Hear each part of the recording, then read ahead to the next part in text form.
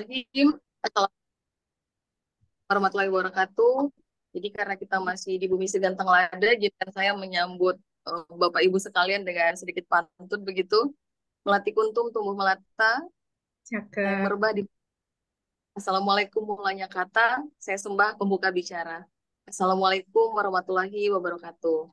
Waalaikumsalam warahmatullahi Assalamualaikum wabarakatuh. warahmatullahi wabarakatuh. Oke, Cece, tuan-tuan, puan-puan yang masih muda, yang masih umur di atas muda begitu, dan seterusnya kepada bapak-bapak juga yang ada dalam meeting Zoom hari ini. Terima kasih atas waktunya untuk mengikuti kegiatan yang luar biasa pada hari ini ya. Jadi hari ini webinar Goresan Pena Wanita kita yang volume ke-18 menghadirkan beberapa narasumber yang kompeten di bidangnya. Namun nanti kita diantarkan dulu oleh Ibu Ketua kita, Ibu Dr. Sarmini begitu. Nanti saya sapa lebih lanjut kepada teman-teman yang lain sambil kita menyiapkan untuk Zoom meeting ini begitu ya. Baik, monggo silakan Ibu Ketua Dr. Sarmini MM, waktu dipersilakan Bu untuk memberikan pengantar pada sesi webinar kita pada pagi hari ini. Baik, terima kasih Miss Lina. Ini Masya Allah ya, Alhamdulillah setelah setelah beberapa bulan kita vakum, hari ini kita bisa hadir kembali ya, menyapa teman-teman kita, sahabat-sahabat GPW kita. Ya, Bismillahirrahmanirrahim. Assalamualaikum warahmatullahi wabarakatuh. Ya, pagi hari ini ya selalu dan terus-menerus ya kita bersyukur kepada Allah, bersolawat kepada Rasulullah di hari Minggu ya di mana kita merefreshkan diri. Nah, cara refresh orang masing-masing, healing kita seperti ini.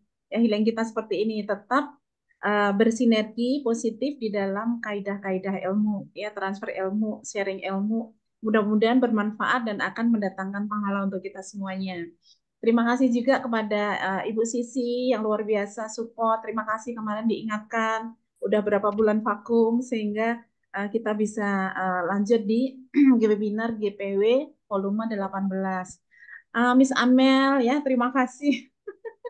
Dan barakallah ya, selamat ya atas sudah diwisudanya ya sebagai doktor sosiologi. Ini luar biasa ya. Mudah-mudahan ilmunya berkah selalu dan sharing kepada kita. Miss Maya yang selalu support, Masya Allah. Tadi saya lihat di begitu buka Zoom langsung beliau-beliau nih yang hadir. Miss Lina juga yang selalu setia setiap saat ya.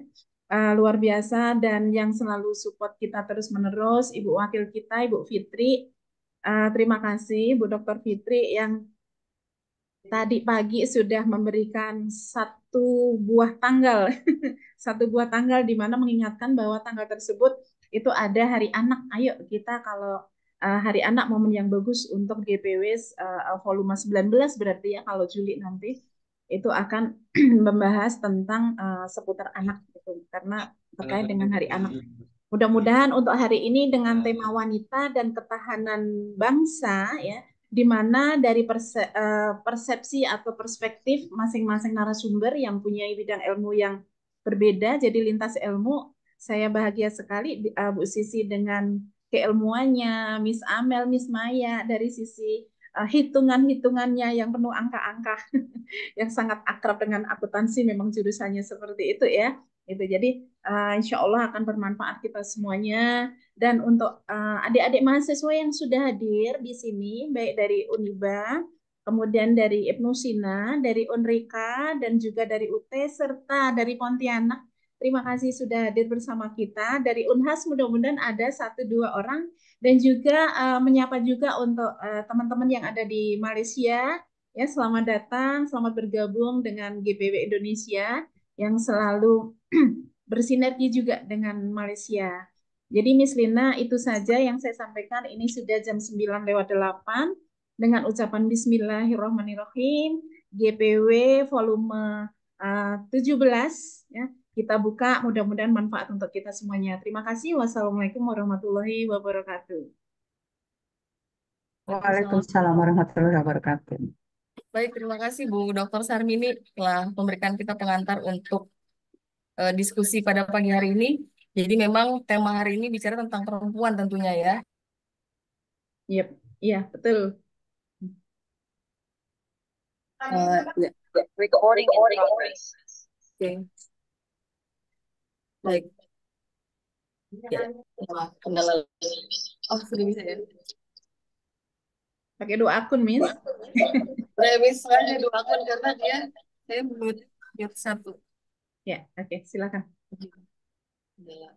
Ya, baik. Hari ini untuk pembicara pertama akan diawali oleh Dr. Susilawati Enghan. Minta maaf.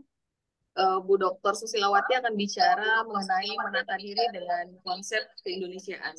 Jadi nanti silakan Ibu menyampaikan materinya agar nanti didengar oleh teman-teman semua. Nanti setelah itu baru kita mulai sesi sharingnya atau nanti mungkin setelah Bu Dr. Susilawati baru saya antarkan lagi kepada Bu Maya dan Dr. Amalia Irfani. Baik, Ibu Sisi, saya persilakan untuk menyampaikan pandangannya terkait dengan menata diri dengan konsep Indonesia. Ya, Dibantu baik. share. Ya, baik. Terima kasih ya. Mohon dibantu share-nya, Ibu Lina.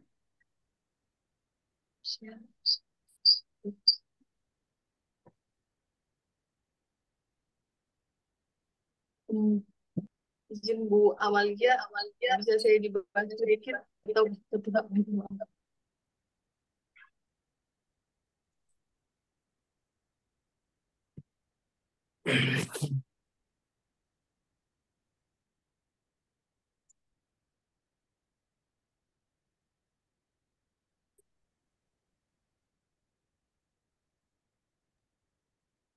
Mohon maaf, Bu Dokter Sarmini belum bisa dibagikan ini. Oh iya, Allahu Akbar. Oke, baik-baik. Share screen ya. Saya setting multiple partisipan. Silakan, maaf. Ya, silakan, silakan.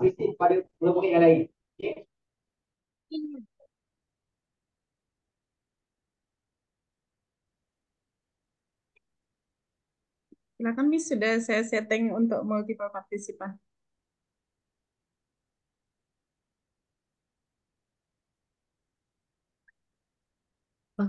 Udah bisa.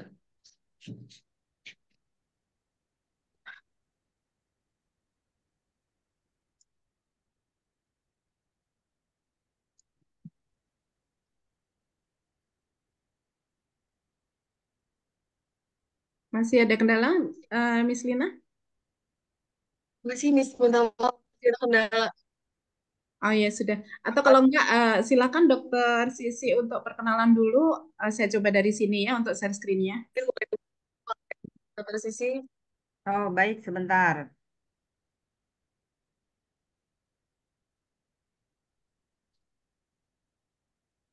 Ya,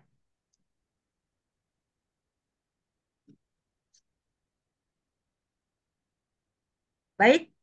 Terima kasih, moderator Ibu Lina Yati Lestari. Assalamualaikum warahmatullahi wabarakatuh. Salam sejahtera untuk kita semua dan selamat pagi. Alhamdulillah, saya bersyukur telah diberi kepercayaan oleh Ketua Goresan Pena Indonesia, Ibu Dr. Sarmini, untuk mengisi seminar tentang wanita dan ketahanan bangsa pada hari ini. Semoga pikiran-pikiran yang disampaikan bermanfaat bagi kehidupan bangsa Indonesia di masa kini dan masa depan.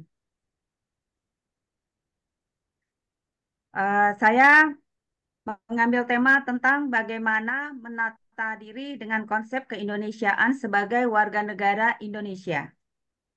Ini penting untuk kita mengenal diri kita. Baik, pada slide pendahuluan saya menyampaikan sebuah quote yaitu perempuan ibarat tiang negara. Jika kualitas perempuan rendah, maka lemahlah negara. Jika kualitas perempuan tinggi, maka kuatlah negara. Nah, ini eh, bisa kita buktikan dengan keberadaan jumlah penduduk perempuan di Indonesia menurut BPS pada Februari 2024 itu terdiri itu apa ya? Jumlahnya itu 50% dari total jumlah penduduk Indonesia sebesar 275 juta jiwa dan perempuan terdiri dari 136,3 juta jiwa, sementara penduduk pria 139,3 juta jiwa. Jadi ini memiliki selisih yang sangat kecil. Dan dalam situasi seperti itu, masih terjadi kasus-kasus kekerasan dan perundungan terhadap kaum perempuan, ibu, anak, dan keluarga di ruang-ruang privat maupun lingkungan sosial. Mungkin di saat ini kan di era medsos ya, kita pasti seringlah mendengar kekerasan terhadap perempuan, ibu, anak, baik di ruang private maupun di ruang-ruang sosial. Ini tentu menjadi keprihatinan kita bersama. Oleh karena itu, maka sejatinya kita harus paham di mana tempat kita hidup, tumbuh, dan berkembang. Dan kita mulai dengan mengenal wawasan Nusantara. Apa itu wawasan Nusantara? Slide-nya bisa dinaikkan sedikit, Ibu Amalia. Nah, wawasan Nusantara itu adalah cara pandang dan sikap bangsa Indonesia untuk mengenal diri dan lingkungannya yang serba beragam dan bernilai strategis dengan mengutamakan persatuan dan kesatuan bangsa serta kesatuan wilayah dalam menyelenggarakan kehidupan bermasyarakat, berbangsa, dan bernegara untuk mencapai tujuan nasional.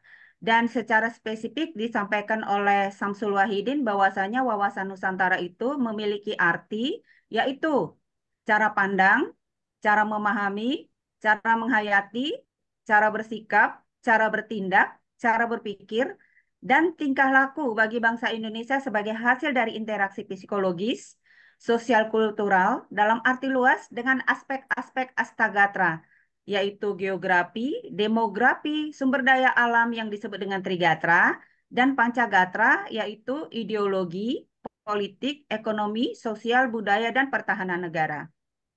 Baik, slide selanjutnya. Untuk dapat menjalankan wawasan Nusantara tersebut, maka harus jelas tujuan nasional yang ingin dicapai oleh bangsa Indonesia. Dan dalam hal ini, terdapat 4 tujuan nasional yang tercantum dalam pembukaan Undang-Undang Dasar 1945. Yang pertama adalah melindungi segenap bangsa Indonesia dan seluruh tumpah darah Indonesia. Dengan kata lain, bahwasannya Indonesia harus mengedepankan keamanan dulu, keamanan negara. Dengan keamanan negara, maka dapat memajukan kesejahteraan umum, dapat mencerdaskan kehidupan bangsa, dan kemudian ikut melaksanakan ketertiban dunia berdasarkan kemerdekaan. Dan ini telah ditekankan pada kebijakan politik luar negeri Indonesia yang bebas dan aktif, non-blok ya, jadi tidak berpihak. Jadi Indonesia itu memegang prinsip zero enemy. Jadi kalau saya mengutip dari Presiden Indonesia ke-6 Bapak Susilo Bambang Yudhoyono, bahwasannya 1000 teman itu masih kurang, tapi satu musuh itu terlalu banyak. Demikian, next slide.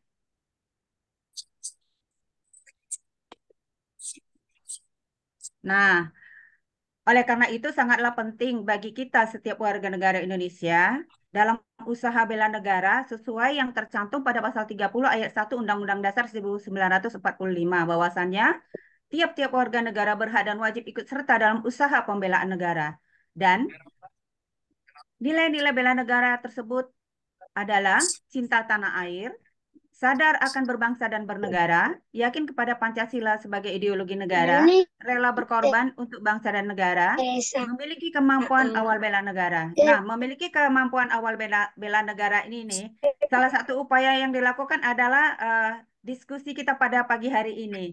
Jadi untuk menyadarkan bagaimana kita sebagai warga negara mampu mencintai tanah air kita dalam setiap sikap dan perilaku kita yang disampaikan pada wawasan Nusantara di atas tadi.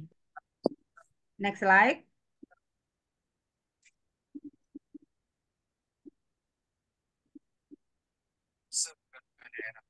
Ya, dan kemudian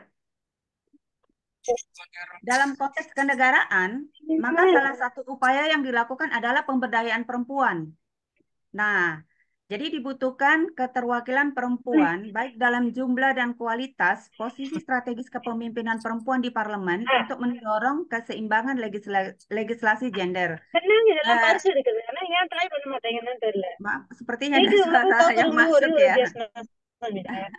யார் எஃபர்ட் போடுறாங்களோ யாரு கொஞ்சம் முயற்சி செய்யறாங்களோ அவங்களுக்கு கிடைக்கும் யார் முயற்சி செய்யலையோ உங்களுக்கு கிடைக்காது அவ்வளவுதான். Maaf Ibu Moderator, ini suaranya ada bocor nih kelihatannya. Dari host Nah, silakan di mute aja untuk semuanya kecuali Bu Sisi. Ya, silakan ya, dilanjutkan boleh, ya, Bu Dokter. terima kasih. Nah, jadi dalam konteks kenegaraan ternyata kita perempuan punya peran lebih jauh lagi. Eh, Seperti yang tadi sudah saya sampaikan dan kemudian melalui Johnson berpendapat bahwa pemberdayaan perempuan dalam bentuk kontrol yang lebih besar atas isu-isu dalam kehidupan sehari-hari diperlukan. Tetapi yang lebih penting adalah kontrol mereka atas formasi politik. Nah, pemberdayaan dalam level individu dan politik memiliki keterkaitan sehingga perubahan dari satu level dapat mempengaruhi dan membawa perubahan pada level lainnya. Sebaliknya juga, menekankan pada keterlibatan perempuan dalam prosedur politik dan mendapatkan kendali atas pengambilan keputusan dan memberikan perubahan dalam pembangunan. Jadi dalam konteks pembangunan nasional, perempuan tidak semata menjadi objek dari pembangunan nasional, tetapi juga dapat menjadi subjek, yaitu yang menginisiasi dan menentukan kebijakan, karena hanya perempuan itu yang lebih tahu dan merasakan persoalan apa yang mereka hadapi, sehingga mereka tahu akan berbuat apa untuk melakukan upaya-upaya agar lingkungan yang lebih luas itu lebih ramah terhadap perempuan. Nah, kemudian keterwakilan perempuan di Indonesia pada saat sekarang, kita lihat sejarah dari tahun 2009, ini udah di masa demokrasi ya, dan sudah di apa namanya dikeluarkan kebijakan kuota 30% perempuan di politik, hanya mampu menghasilkan suara sebesar 18% di tahun 2009 dan kemudian 17% di tahun 2014 dan 21% di tahun 2019. Dan kita ketahui bersama bahwasannya perolehan kursi legislatif perempuan di DPR pada pemilu tahun 2024 yang baru lalu ini diproyeksikan meningkat menjadi 22,1%. Jadi ini jumlahnya naik lebih sedikit dibandingkan dengan pemilu 2019. Nah, jadi rendahnya keterwakilan perempuan di parlemen ini berimplikasi pada minimnya legislasi yang berpihak pada perempuan dan kesetaraan gender. Kondisi ini tentu perlu diperbaiki karena perempuan memiliki peran penting dalam pertahanan negara. Perempuan dapat berkontribusi dalam berbagai aspek pertahanan seperti diplomasi, intelijen, dan logistik. Jadi tadi kalau misalnya disampaikan secara personal itu adalah nilai-nilai bela negara, kalau perempuan di ruang yang lebih luas lagi, ruang publik, maka adalah mereka berkecimpung di dunia politik yang nanti mereka dapat berkontribusi di aspek pertahanan, diplomasi, intelijen, dan logistik. Next slide. Nah, dari paparan yang telah saya sampaikan tersebut, maka ini merupakan fungsi dari wawasan Nusantara yang menjadi pedoman, motivasi, dorongan, dan arah dalam menentukan segala tindakan, keputusan, kebijakan, dan perbuatan penyelenggara negara, maupun bagi seluruh rakyat Indonesia dalam kehidupan bermasyarakat, berbangsa, dan bernegara yang berketuhanan, berperi kemanusiaan, bersatu, berdemokrasi, dan berkeadilan sosial. Jadi kata kuncinya bahwasannya kehidupan bangsa Indonesia itu telah diatur, telah ada pedomannya, telah ada arahnya. Sejatinya ini memunculkan kesadaran tinggi bagi setiap warga negara Indonesia untuk apapun pikir, ucap, tindak, dan laku serta keputusan itu tidak keluar dari rambu-rambu Pancasila. Mungkin selama ini banyak yang menganggap Pancasila itu hanya sebagai simbol di awang-awang, tapi mari hari ini kita mulai membuka kesadaran kita bahwasanya kita memegang prinsip teori Maslow bahwasannya kebutuhan fisik itu utama, kebutuhan keamanan itu juga masih menjadi kebutuhan primer. Jadi negara ini adalah kebutuhan keamanan, rumah kita. Kalau kita tidak punya rumah, kita akan sulit. Satu contoh yang menjadi catatan bagi kita semua bangsa Indonesia atau masyarakat Indonesia adalah masyarakat atau bangsa Myanmar disebut masyarakat Rohingya yang terdampar akibat tidak memiliki negara. Mereka terombang-ambing seperti tidak memiliki kekuatan gitu untuk menjaga keamanan atau kesejahteraan hidup mereka. Mungkin itu saja dari saya. Demikian yang dapat saya sampaikan. Semoga dapat menjadi pemahaman kita bersama kaum perempuan Indonesia. Demikian, terima kasih. Baik, terima kasih Bu Dr. Sisi atas pemaparannya. Kurang lebihnya beliau menyampaikan kalau kita mengingat kembali bunyi pasal 20 ayat 1 bahwa segala warga negara itu bersamaan kedudukannya dalam hukum dan pemerintahan dan seterusnya sehingga kita menjadi equal pada setiap lini manapun begitu. Kemudian bahwa Dr. Sisi meyakinkan bahwa perempuan itu bukan hanya menjadi objek, tapi dia harus menjadi subjek. Nah, collab lah antara keduanya subjek dan subjek dalam pembangunan nasional. Kemudian ada perlu yang ditambahkan sedikit, yaitu pasal 28 bahwa kemerdekaan berserikat dan berkumpul, itu juga penting penegasan dari Dr. Sisi. Baik, selanjutnya untuk pemaparan kedua, ini dari Buka Prodi kami, Maya Rimawati MAK, yang akan menyampaikan tentang peran wanita dalam akuntansi menuju kekuatan bangsa. Jadi peserta Zoom meeting sekalian, kalau ada nanti pertanyaan untuk Dokter Susi, boleh mungkin di write down ke bawah untuk nanti setelah 3 narsum kita akan mulai sesi diskusi kita. Begitu, baik. Pada Bu Maya kami persilakan. Baik, Assalamualaikum warahmatullahi wabarakatuh. Waalaikumsalam warahmatullahi wabarakatuh. Terima kasih Ibu Moderator, Ibu Lirna Yati Lestari, PhD, sahabat saya sekaligus teman saya yang baik hati. Sebelumnya saya ucapkan terima kasih kepada Ibu Ketua kita, panutan kita, Ibu Dr. Sarmini yang sudah memberikan kepada saya kesempatan lagi untuk memberikan berdiskusi mungkin ya Ibu ya terkait materi kita pada hari ini. Saya juga ucapkan terima kasih kepada Ibu Wakil Ketua Goresa Pena Wanita, Ibu Fitri Sukmawati, Ibu pertama yaitu Ibu Dr. Susilawati, dan pemateri ketiga Ibu Mbak Amel, saya suka memanggilnya Ibu Dr. Amelia atau Mbak Amel. Kita join kembali ya Mbak Amel. Baik Bapak dan Ibu, di sini saya hanya ingin sampaikan terkait peran wanita untuk kekuatan bangsa dilihat dari sisi akuntansi. Mohon izin saya share Bapak dan Ibu. Baru ya nak tengok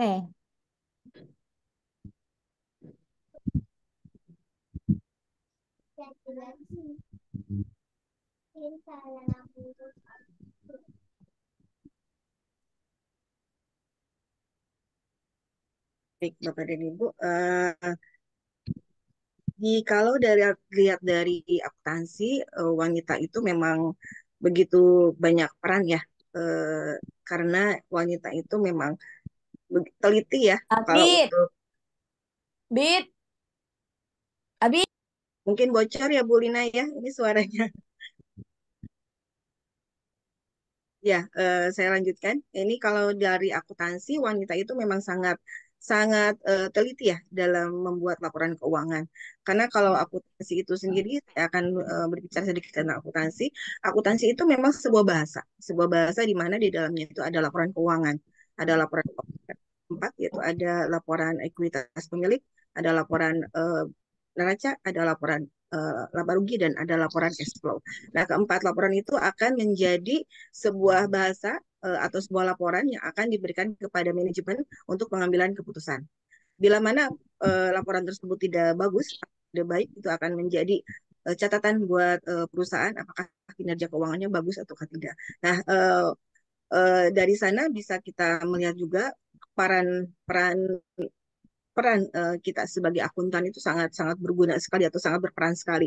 Apabila peran akuntan itu seorang akuntan wanita itu akan lebih teliti ya terutama, dan akan lebih mendapatkan apa namanya kesabarannya itu dalam membuat laporan itu akan tinggi. Tetapi ada beberapa kendala yang di sini, terutama wanita yang sudah berumah tangga terutama ya.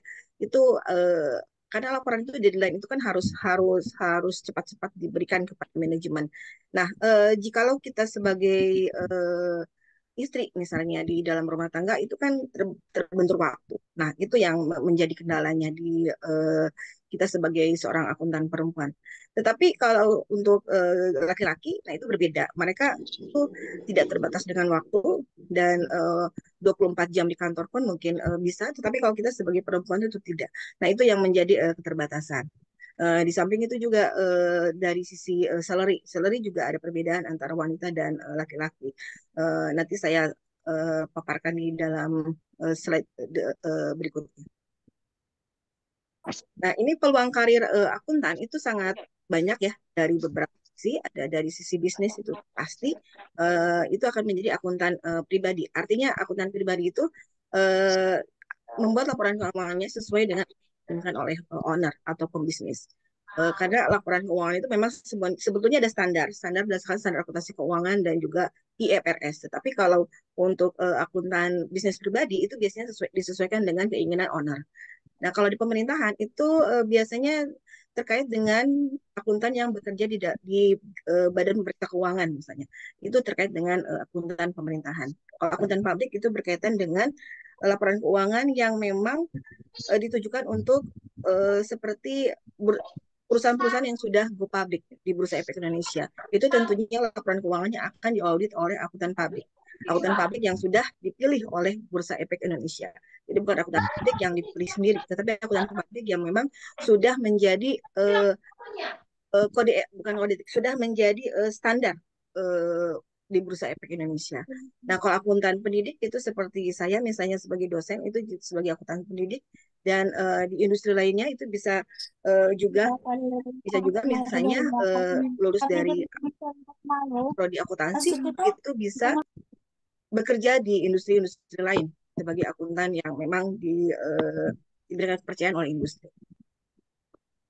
Nah, ini beberapa spesialisasi paling populer di bidang akuntansi itu pertama yang tadi saya sudah jelaskan ada publik, ada akuntan pajak, ada akuntan manajerial, ada untuk auditor internal juga ada juga untuk kajian, akuntan teknologi, penasihat keuangan pribadi, akuntan forensik dan akuntan lingkungan. Nah, ini profesi akuntan lingkungan ini masih baru ya di Indonesia. Kalau di luar itu sudah menjadi hal biasa atau sudah menjadi umum. Tapi kalau di Indonesia itu masih baru. Nah, di sini saya akan menyoroti pentingnya seorang profesi akuntan yang memang sangat integritas. Jadi sangat sangat tidak bisa di otak-atik, bukan otak-atik, artinya punya pendirian yang kuat. Karena kalau seorang akuntan itu bisa saja diberikan uang ya misalnya atau istilahnya secara ininya dikatakan sogok misalnya. Tapi kalau kita punya integritas itu tidak akan terjadi. Karena seperti akuntan pajak biasanya dalam pembuatan laporan keuangannya itu kan disesuaikan dengan keinginan apa yang menjadi keinginan pemilik. Apakah laporan keuangannya pendapatannya mau ditinggikan ataukah tidak? Karena itu berdampak terhadap yang namanya pembayaran pajak. Kalau terlalu tinggi pembayaran pajaknya berarti kita juga agak sedikit untuk membayarnya juga agak sedikit untuk berpikir ya, karena kan kalau tentang profit.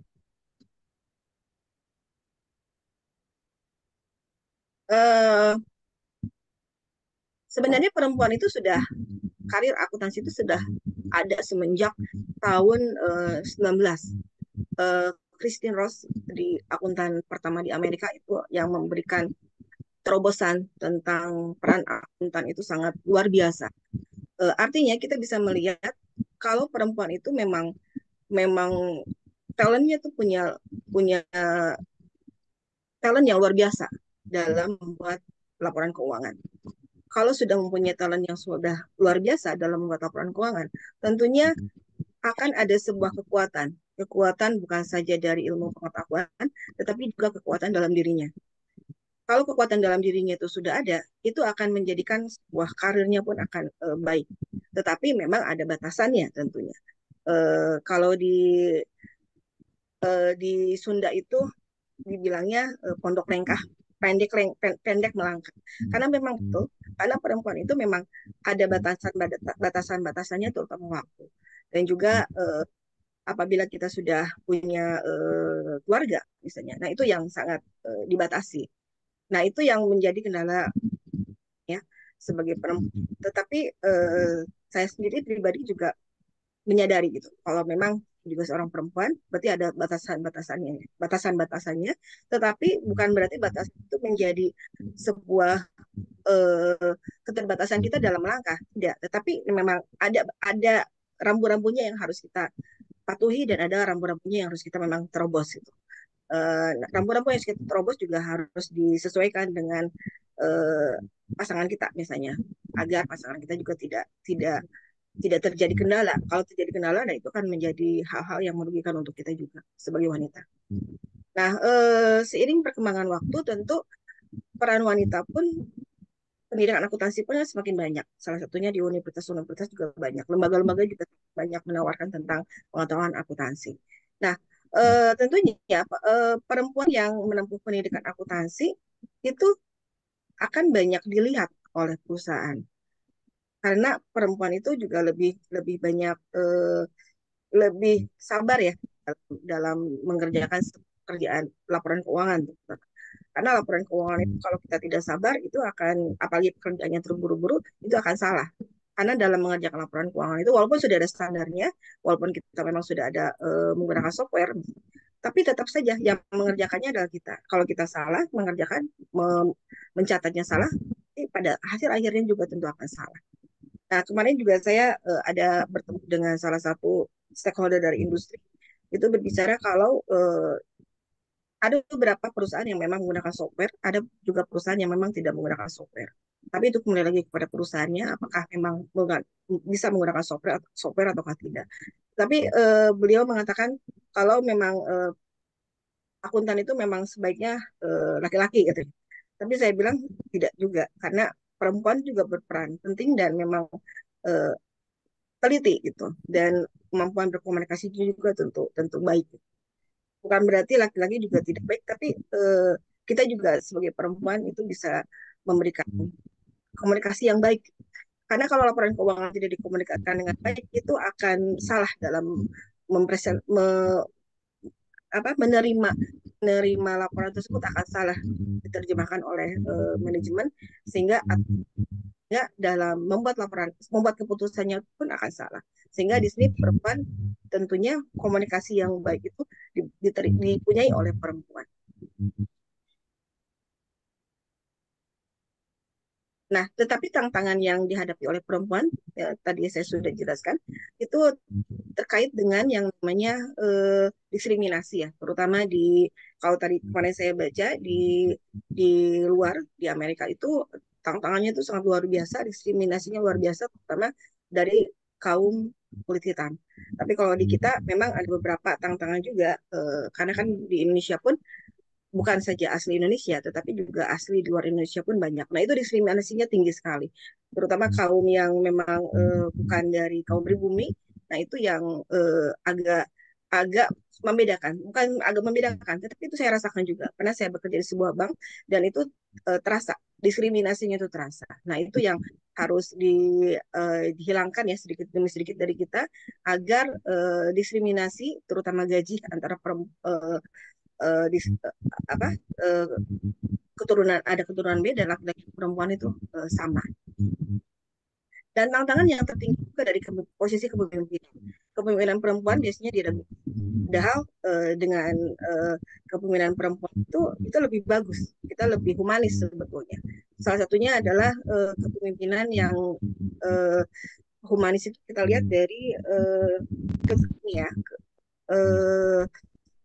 Menteri Keuangan kita juga nilainya juga humanis, itu bisa terlihat kalau memang perempuan itu bisa di posisi sebagai pemimpin.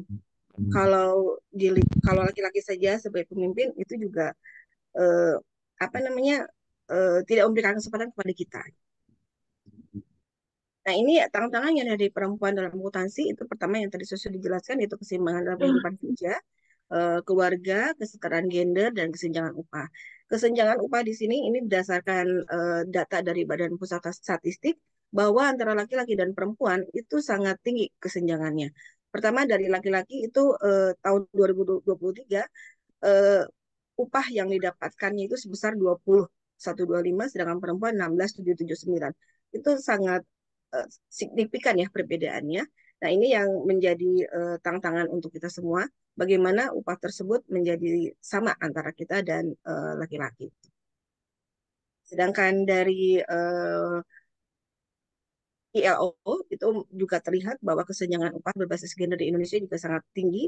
Ini mungkin agak kecil ya terlihatnya angkanya, tapi kalau saya lihat antara laki-laki itu perbedaannya lumayan cukup tinggi juga. Di laki-laki ada upahnya sebesar 3,84 ya, tapi kalau di perempuan 2,464. Nah, itu terlihat sangat jelas kalau angkanya itu juga tinggi, lumayan tinggi. Nah, itu menjadi PR kita semua, bagaimana kita bisa menyetarakan upah terutama antara laki-laki dan perempuan itu sama. Karena dari bobot tanggung jawabnya pun sama, dari bobot pekerjaannya pun sama. Nah, kalau misalnya ada perbedaan itu juga akan menjadi kendala juga. Kenapa sampai berbeda? Padahal dari tanggung jawab dan dari bobot pekerjaannya itu sama. Bila mana ada masalah juga tetap saja kita juga yang ditanya, diberikan tanggung jawab kenapa ini bisa terjadi. Nah, ini pertumbuhan karir wanita di bidang akuntansi itu tentunya akan meningkatkan pengetahuan finansial. Itu jelas. Karena semakin kita banyak mengetahui tentang keuangan, itu akan menjadi lebih apa ya? Lebih kita bisa lebih bereksplor lagi tentang aset misalnya, tentang liability, tentang equity, itu bisa mengeksplor lagi. Bagaimana juga kita mengelola pendapatan perusahaan dengan baik sehingga tidak terjadi beban-beban yang sangat tinggi, sehingga kalau pendapatan dikurangi beban sangat tinggi itu akan menjadi kerugian. Tapi kalau pendapatannya lebih tinggi dibanding beban-beban itu terjadi keuntungan. Nah, itu bagaimana kita bisa mengelola. Nah, itu tantangan kita sebagai wanita di bidang akuntansi itu sangat luar biasa tinggi. Keterampilan berpikir kritis juga tentu dibutuhkan di bidang akuntansi karena kita dituntut untuk berpikir kalau ada masalah kita harus bisa berpikir sampai ke akar-akarnya. Kalau kita tidak bisa berpikir kritis itu tentu bila mana ada masalah akan terjadi ketimpangan. Uh, Kenapa ini sampai terjadi dan itu kalau misalnya sampai terjadi ketimpangan ya itu akan solusinya juga tidak akan baik. Nah, kemampuan untuk merespon situasi tidak terduga juga itu akan menjadi tantangan buat kita di bidang akuntansi karena kalau kita sampai tidak bisa merespon pada saat terjadi situasi yang tidak terduga, nah itu yang akan menjadi masalah. Kalau misalnya masalah itu tidak bisa kita kuasai, kita pun akan berdampak juga kepada kita. Makanya dalam membuat laporan keuangan yang sudah mengikuti deadline, itu kita harus bisa mengelola waktu. Jadi sebelumnya kita harus sudah melakukan pekerjaan itu. Jangan sampai pada saat deadline kita mengerjakan, karena kalau kita pada saat deadline itu kita mengerjakan, nah itu akan menjadi masalah buat kita sendiri karena kita akan menjadi stres. Dan kalau sudah stres, pasti kesalahan pun akan tinggi. Nah, ini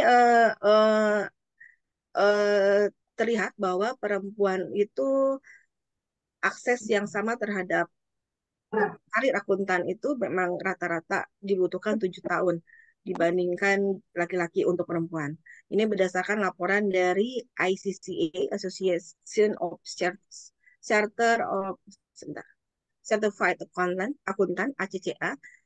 Ini berdasarkan data, saya mengambil datanya dari website yang ada di perusahaan di Amerika. Nah, ini adalah datanya yaitu perempuan memang dibutuhkan 7 tahun lebih lama dari laki-laki. Sedangkan dari laporan yang terpisah dari Accounting Project menemukan bahwa lebih dari 60% akuntan dan auditor yang berangkat adalah perempuan. Hanya 27% yang merupakan mitra atau prinsipal di perusahaan. Kesenjangan ini menjadi semakin signifikan bagi perempuan kulit berwarna yang umumnya kurang terwakili dalam program. Ini jelas ya kalau di sana diskriminasi perempuan kulit berwarna itu mendominasi, tapi kalau di kita memang dari keturunan tertentu yang memang mendominasi. Nah, ini perlahan tapi pasti kesenjangan ini juga mulai mengecil Karena semakin banyak organisasi yang mulai memahami nilai pemimpin perempuan dan mengembangkan serta mempertahankan mereka sesuai dengan laporan accounting berdasarkan proyek. Selain itu, dengan semakin banyaknya perempuan yang memasuki profesi akuntansi, maka terdapat talent atau bakat dan peluang besar bagi akuntan perempuan untuk bangkit sebagai komunitas tenaga kerja berbakat. Karena perempuan-perempuan juga punya bakat yang luar biasa, sehingga dunia juga melihat bahwa akuntan itu wanita akuntan yang di profesi oleh wanita itu sangat luar biasa, peluangnya besar. Ini adalah tokoh-tokoh perempuan akuntan di dunia, yaitu pertama Christine Ross, Mary Harris Smith, Dolores Turner, Lillian Vernon, dan Margot Toning. Nah, ini kita bisa melihat sama-sama bahwa mereka itu memang berkarirnya itu dari sebelum saya lahir malah, sehingga kita bisa melihat bahwa akuntan itu memang sudah ada dari semenjak dulu, dan mereka juga adalah wanita-wanita yang luar biasa, wanita-wanita tangguh, karena dengan mereka yang sudah memperlihatkan bahwa seorang wanita itu memang mampu untuk bekerja sebagai akuntan. Dan seorang wanita juga bisa mampu berkolaborasi dengan laki-laki. Karena kita juga sama-sama punya kemampuan di bidang itu. Walaupun memang antara cara berpikir laki-laki dan cara berpikir wanita juga ada perbedaan. Karena laki-laki itu biasanya memakai otak kirinya itu dominan. Tapi kalau wanita itu biasanya memakai otak kanannya juga dominan. Nah, ini kalau tokoh-tokoh perempuan akuntan di Indonesia itu ada pertama Ibu Dr. Hajah Marini, yaitu seorang dosen di Universitas Gadjah Mada, dan juga pernah menjabat sebagai Ikatan Akuntan Indonesia sampai tahun 2009. Sedangkan yang kedua itu Ibu Dr. Haji Siti Farida, juga seorang dosen di UGM, itu juga seorang akuntan yang luar biasa.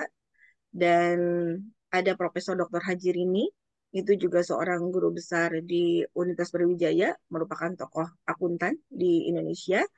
Dan ada juga Ibu Sri Endang, itu juga seorang guru besar di IGOM dan juga seorang akuntan. Dan juga ada Ibu Hajah Dwi Martiningsi, itu juga seorang akuntan dan guru besar juga di UNS, dan juga itu saja ya Ibu Haji Dwi Martiningsi. Itu saja mungkin dari saya, Ibu Lina, dari sisi gender dan juga dari sisi tokoh-tokoh yang ingin saya tampilkan, bahwa seorang akuntan perempuan itu memang luar biasa, sangat memberikan kontribusi terhadap kemajuan pendidikan akuntansi di Indonesia. Itu saja dari saya. Terima kasih. Maaf jika ada salah-salah kata. Semoga bermanfaat. Assalamualaikum warahmatullahi wabarakatuh. Waalaikumsalam warahmatullahi wabarakatuh. Baik, terima kasih Bu Maya. Saya simpulkan sedikit bahwa sebenarnya penyampaian dari Bu Maya adalah talent akuntan itu sudah ada dalam setiap diri perempuan ya Bu Maya. Tentunya tadi disampaikan Bu Maya ada batasan kultur dan batasan lingkungan tentunya. Nanti akan dikupas lebih lanjut oleh beliau, karena untuk Dokter Sisi dan untuk Bu Maya nih di akun di laman chat sudah ada beberapa yang bertanya, tapi kita simpen dulu karena kita akan mendengar dulu pemaparan dari Dokter Amalia. Nah, Bu Dokter, izinkan saya sebelum Ibu memulai materi, saya menyampaikan secara live begitu bahwa selamat atas capaian gelarnya. Semoga berkah, barokah, dan kemudian selalu hashtag Women Supporting Women. Baik, untuk selanjutnya dari Dokter Amalia Irvani MSI, penyampaiannya bertema peran wanita dalam persepsi kajian sosial. Waktu disilakan kepada Dokter Amalia. Baik, terima kasih untuk saudari moderator, Ms. Lina Yati Lestari. Insya Allah, terima kasih banyak. Kemudian untuk Ibu Ketua kita, Ibu Dr. Sarmini, dan para narasumber yang lain, Ibu Susi, Masya Allah materinya. Kemudian tadi ada Miss Maya ya, jadi udah berkali-kali gitu ya, maksudnya sudah berulang bertemu di Alhamdulillah di GPW, saling share ilmu, belajar, dan Alhamdulillah hari ini saya mendapat juga ilmu yang banyak dari kedua narasumber sebelumnya. Mohon maaf, hanya melengkapi saja, jadi sama-sama belajar gitu ya. Baik, Assalamualaikum warahmatullahi wabarakatuh. Alhamdulillah, Waalaikumsalam. alhamdulillah wa syukurillah wa nikmatillah la haula wala quwata illa billah. Terima kasih. Dan saya Bu Ketua ini juga menghadirkan mahasiswa saya.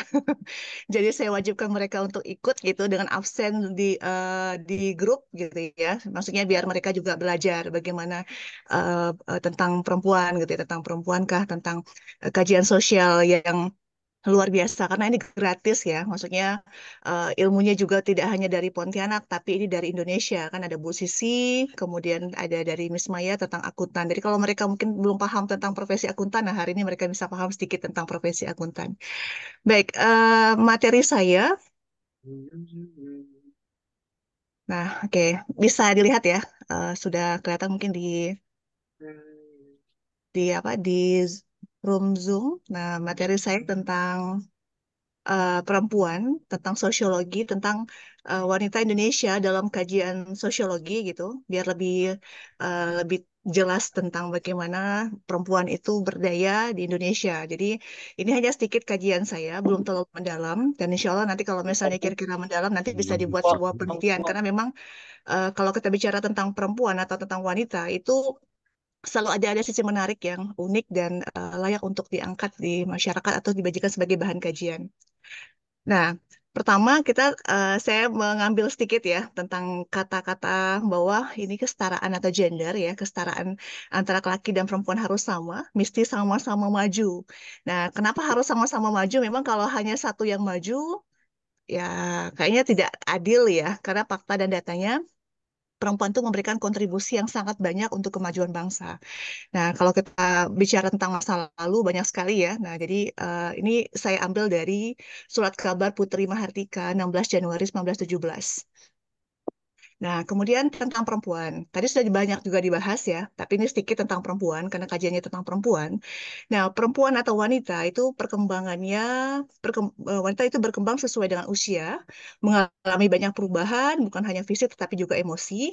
Nah, kemudian perempuan adalah dia sebagai anak, dia sebagai istri, dan nanti juga sebagai orang tua. Kemudian perempuan atau wanita itu sebagai pelajar dan nanti akan mengajar. Nah, nanti kalau misalnya dulu saya pernah jadi pelajar, nah sekarang saya mengajar gitu ya. Ada peran yang saling melengkapi nanti ya. Kemudian wanita sebagai ibu rumah tangga, sebagai wanita karir, atau menjalani peran kedua-duanya. Jadi beginilah perempuan dalam kesehariannya. Dan perempuan apa kadang-kadang pro dan kontra gitu ya. Maksudnya perannya kalau tidak bisa dimaksimalkan, maka ada satu yang timpang, maka berat untuk menjadi seorang perempuan. Bagi perempuan yang sebagai ibu rumah tangga, sebagai wanita karir, bagaimana dia bisa menjalani kedua peran itu dengan baik dan benar gitu ya. Karena baik belum tentu benar, kalau benar insya Allah akan baik. Nah, kemudian lalu siapa wanita? Jadi kalau kita bicara soal perempuan atau diksi perempuan dan wanita itu memang biasa digunakan secara pertukaran yang ada di Indonesia. Nah, dalam bahasa Indonesia itu menurut beberapa sumber, perbedaan wanita dan perempuan itu hanya dari umurnya saja.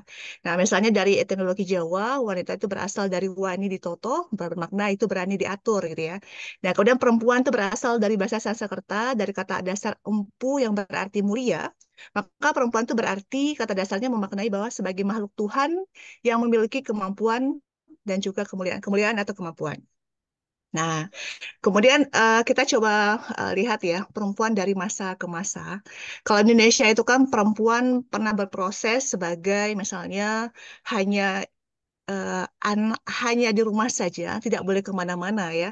Jadi kalau misalnya kita dulu biasa mendengar bahwa perempuan itu tak boleh sekolah, tak boleh belajar, karena pasti juga mengurus rumah tangga gitu ya. Nah, ini dari masa ke masa, misalnya pada periode awal, periode melek pengetahuan atau melawan adat. Nah, ini saat peran perempuan dibutuhkan sebagai pekerja. Jadi awalnya di tahun 900-an, karena seiring perkembangan setelah banyak perempuan melek huruf, perempuan menjadi lebih kritis dan melakukan perlawanan. Perlawanan tanda kutip ya, karena bukan berarti wanita itu berkelahi dengan mengangkat senjata, bukan. Tapi mereka berperang dengan cara misalnya mengembangkan ide dan gagasan di masyarakat. Nah, kemudian kedua itu adalah periode melek nasional ya, terbentuknya Kongres Perempuan. Nah, ini perempuan sudah banyak yang Kita belajar nih. menikahkan ini Bapak-bapak Ibu-ibu sekalian. Bismillahirrahmanirrahim. Menunggu Nah, sudah banyak perempuan yang belajar karena di tahun 1917 itu kan salah satunya misalnya sudah ada organisasi Aisyah yang muncul ya di bulan Mei 19 Mei 1917. Nah, Persatuan Perempuan Indonesia misalnya PPI itu yang menggunakan Federasi Perempuan Indonesia. Kemudian mereka menjadikannya sebagai Perikatan Perhimpunan Istri Indonesia, jadi PPI. Jadi ada Kongres Perempuan. Jadi perempuan sudah mulai melek nih ya, dengan mengumpulkan banyak-banyak perempuan gitu ya, mengadakan suatu semacam seminar atau workshop gitu ya, kalau sekarang ya bahasanya ya, kalau itu kan perhimpunan, yang membicarakan tentang bagaimana perempuan bergeliat untuk bangsa. Nah, kemudian ini masa yang ketiga, misalnya dapat disebut dengan periode mengikuti suami. Nah, kalau misalnya di zaman Orde Baru memimpin, itu kan gerakan perempuan melawan adat dan imperialisme tidak boleh diperbolehkan ya. Perempuan hanya boleh menjalankan program nasional, misalnya keluarga berencana, menjadi anggota organisasi istri yang disebut dengan Dharma Wanita kalau untuk PNS, dan Dharma Pertiwi untuk istri ABRI. Nah, kalau perempuan yang suaminya tidak bukan PNS atau ABRI, maka mereka diberdayakan untuk mengikuti misalnya program-program seperti Posyandu atau menjadi penyuluh keluarga berencana. Jadi tujuannya adalah perempuan ini lebih diberdayakan lagi ya untuk bermanfaat, karena kalau perempuannya itu misalnya menggunakan waktunya dengan baik, maka dia juga akan bisa memberikan kontribusi yang baik untuk keluarga. Nah, kemudian ini periode melek demokrasi melawan otoritarisme politik ya. Nah, di dalam periode ini perjuangan perebut hak perempuan itu terwujud dalam isu-isu guna mobilisasi perlawanan terhadap otoritarisme Orde Baru ya. Dengan begitu gerakan perempuan itu mendeklarasikan misalnya dalam hal apa gerakan-gerakan gitu ya, komisi-komisi nasional anti kekerasan perempuan gitu ya. Jadi mereka sudah menginisiasi sebuah gerakan-gerakan yang apa melihat fenomena-fenomena yang terjadi di masyarakat. Nah, pada sekarang kita lihat perempuan itu apa yang bisa mereka lakukan ya. Mereka bisa melakukan apapun. Kalau misalnya pernah kita dengar generasi sandwich gitu ya. Jadi perempuan yang bergenerasi apa yang semuanya dilakukan. Nah, mungkin sekarang kita pernah dengar istilah generasi sandwich gitu. Nah, mereka bisa melakukan apapun. Nah, kemudian antara dua saja bermanfaatkah atau tidak bermanfaat. Nah, ini dari sisi kajian sosialnya, karena tadi judul saya adalah kajian sosiologi. Nah, kalau kita lihat dari perspektif teori sosial dalam gender, itu Bisa terdapat juga nggak bisa ya? dua Hmm. teori besar ya dalam ilmu sosial itu yang melahirkan aliran feminisme. Yang pertama adalah teori struktural fungsionalisme, kemudian teori struktural konflik. Nah, kita bicara sedikit ya. Kalau untuk teori fungsionalisme ini, tokohnya adalah Robert Camerton misalnya dan Tucker Carlson. Nah, secara langsung mereka mengatakan bahwa di aliran ini ada sebuah harmonisasi peran sehingga ada tempat-tempat yang memang harus terisi antara misalnya laki-laki dan perempuan. Nah, gitu ya. Jadi dapat menjelaskan posisi perempuan itu sendiri. Jadi kalau misalnya perempuan itu tidak bisa mengambil tempat, maka tidak seimbanglah posisi itu. Nah, itu kalau menurut teori fungsionalisme yang dikemukakan oleh Robert Camerton dan Tucker Carlson. Nah, kemudian kalau misalnya tentang ininya ya, tentang bagaimana konsep gendernya. Kalau menurut teori struktural fungsionalisme memang mengatakan bahwa ada pembagian peran ya. Pembagian peran masing-masing antara laki-laki dan perempuan itu secara dikotomi terjadi harus karena terjadinya suatu keharmonisan. Jadi peran itu harus sama-sama ya, harus seimbang sehingga menciptakan suatu keharmonisan. Nah, menurut teori ini juga masyarakat berubah secara evolusioner sehingga konflik dalam masyarakat dilihat sebagai tidak berfungsinya integrasi sosial dan keseimbangan. Nah, kemudian juga memandang bahwa integrasi itu bagian yang tidak bernilai tinggi dan harus ditegakkan. Jadi memang harus saling apa ya, saling berkaitan, saling menyeimbangkan dan tidak boleh ada yang berat sebelah. Jadi peran laki-laki dan peran perempuan itu harus sama dalam tanda kutip bahwa sesuai dengan harusnya mereka berperan gitu ya. Bukan berarti perempuan harus di atas gitu tidak gitu ya. Perannya harus seperti itulah perannya laki-laki dan perannya perempuan. Jadi harus ada harmonisasinya, harmonis. Nah, kemudian yang kedua itu adalah teori konflik. Nah, ini kalau dari gambar yang saya ini kan ya, ini ada yang seperti bapaknya yang bekerja, laki-lakinya yang bekerja, ibunya di rumah, atau ini kebalikannya yang sekarang ya, perempuannya bekerja, Enggak, dia ya tuh kayak kan? gini loh. Nah, Kayak kemudian hampir sama kayak Kak Nur, tapi bukan. oke. Lanjut, Miss. Nah, kalau yang laki-lakinya yang di rumah gitu ya. Nah, kalau teori konflik itu kan memang lahir sebagai reaksi teori struktural fungsional Jadi teorinya percaya bahwa setiap kelompok masyarakat itu memiliki kepentingan. Jadi ada kepentingan, karena kan ini kan konflik ya, ada kepentingan, ada kekuasaan yang merupakan sentral dari setiap hubungan sosial, termasuk hubungan laki-laki dan perempuan. Nah, bagi penganut aliran konflik bahwa gagasan dan nilai selalu dipergunakan sebagai alat untuk menguasai dan melegitimasi kekuasaan tidak terkecuali hubungan antara laki-laki dan perempuan. Tadi sudah dijelaskan juga oleh Miss Maya ya, bahwa memang rewardnya atau misalnya gaji ya, salary dari antara laki-laki dan perempuan itu berbeda karena dianggap perempuan itu tidak terlalu banyak powernya gitu ya. Padahal sebenarnya perempuan itu kalau misalnya dipikir-pikir, mohon maaf tuh para bapak-bapak, perempuan itu lebih kreatif sebenarnya ya, lebih bertanggung jawab gitu ya, dan jauh lebih disiplin sebenarnya daripada laki-laki. Tapi tidak semua perempuan juga dan tidak semua laki-laki juga terukur tidak disiplin ya. Itu tergantung juga dari pola budaya dan apa namanya ya, keinginan atau motivasi hidup. Nah, kemudian paradigma teori konflik ini atas dasar itu, maka perubahan yang terjadi melalui konflik berakibat merubah posisi dan hubungan. Nah, demikian pula perubahan yang terjadi dari hubungan antara laki dan perempuan itu akan dilihat dari dua kepentingan. Nah, jadi memang dari teori konflik bahwa peran laki-laki dan perempuan itu akan berbeda ya, tergantung dari kepentingan, tergantung dari komunikasi, interaksi yang terbina dalam suatu rumah tangga atau dalam satu lingkungan atau dalam keluarga besar gitu ya. Karena tidak semua keluarga itu yang memberikan porsi yang sama untuk anaknya maju. Ada yang keluarga yang masih menganggap bahwa perempuan itu tidak boleh sekolah, tidak harus sekolah tinggi gitu ya, karena nanti akan balik juga ke rumah, mengurus rumah tangga, mengurus anak. Tapi ada juga rumah gitu ya, yang walaupun maaf orang tuanya mungkin tidak berpendidikan tinggi, tapi berpikir bahwa anaknya itu harus maju gitu. Jadi tidak harus berpendidikan tinggi itu bahwa harus menjadi orang sukses yang secara secara ini ya, secara jabatan tidak, tapi mungkin bermanfaat untuk masyarakat di sekitarnya. Nah, itu saja dari saya, Miss Lina. Terima kasih. Assalamualaikum warahmatullahi wabarakatuh. Baik, terima kasih Bu Amalia. Jadi kurang lebih beliau menyampaikan bahwa perempuan itu saling melengkapi ya di tiap perkembangan zamannya. Kemudian dari teori struktural fungsionalisme kita lihat bahwa penekanannya itu pada masyarakat sebagai sebuah sistem yang kemudian mengkonstruksi perempuan. Dan tentunya perempuan itu sama dengan useful, sama dengan powerful. Baik, serta Zoom sekalian, saya coba bacakan saja. Ini pertama untuk Dokter Sisi. Izin, Bu Dokter masih standby? Bu Dokter, saya bacakan, izin saya bacakan pertanyaan dari Dokter Andika ini. Jadi beliau bertanya, Bu Sisi, dalam membangun bangsa secara langsung maupun tidak langsung, bagaimana peran perempuan membangun bangsa di era digitalisasi seperti saat ini? Kemudian apa yang menjadi starting point-nya? Begitu, Bu Dokter Sisi. Langsung direspon mungkin? Oh, mau langsung saja. Nah, Baik, iya, boleh. terima kasih Bu Lina Yati Lestari.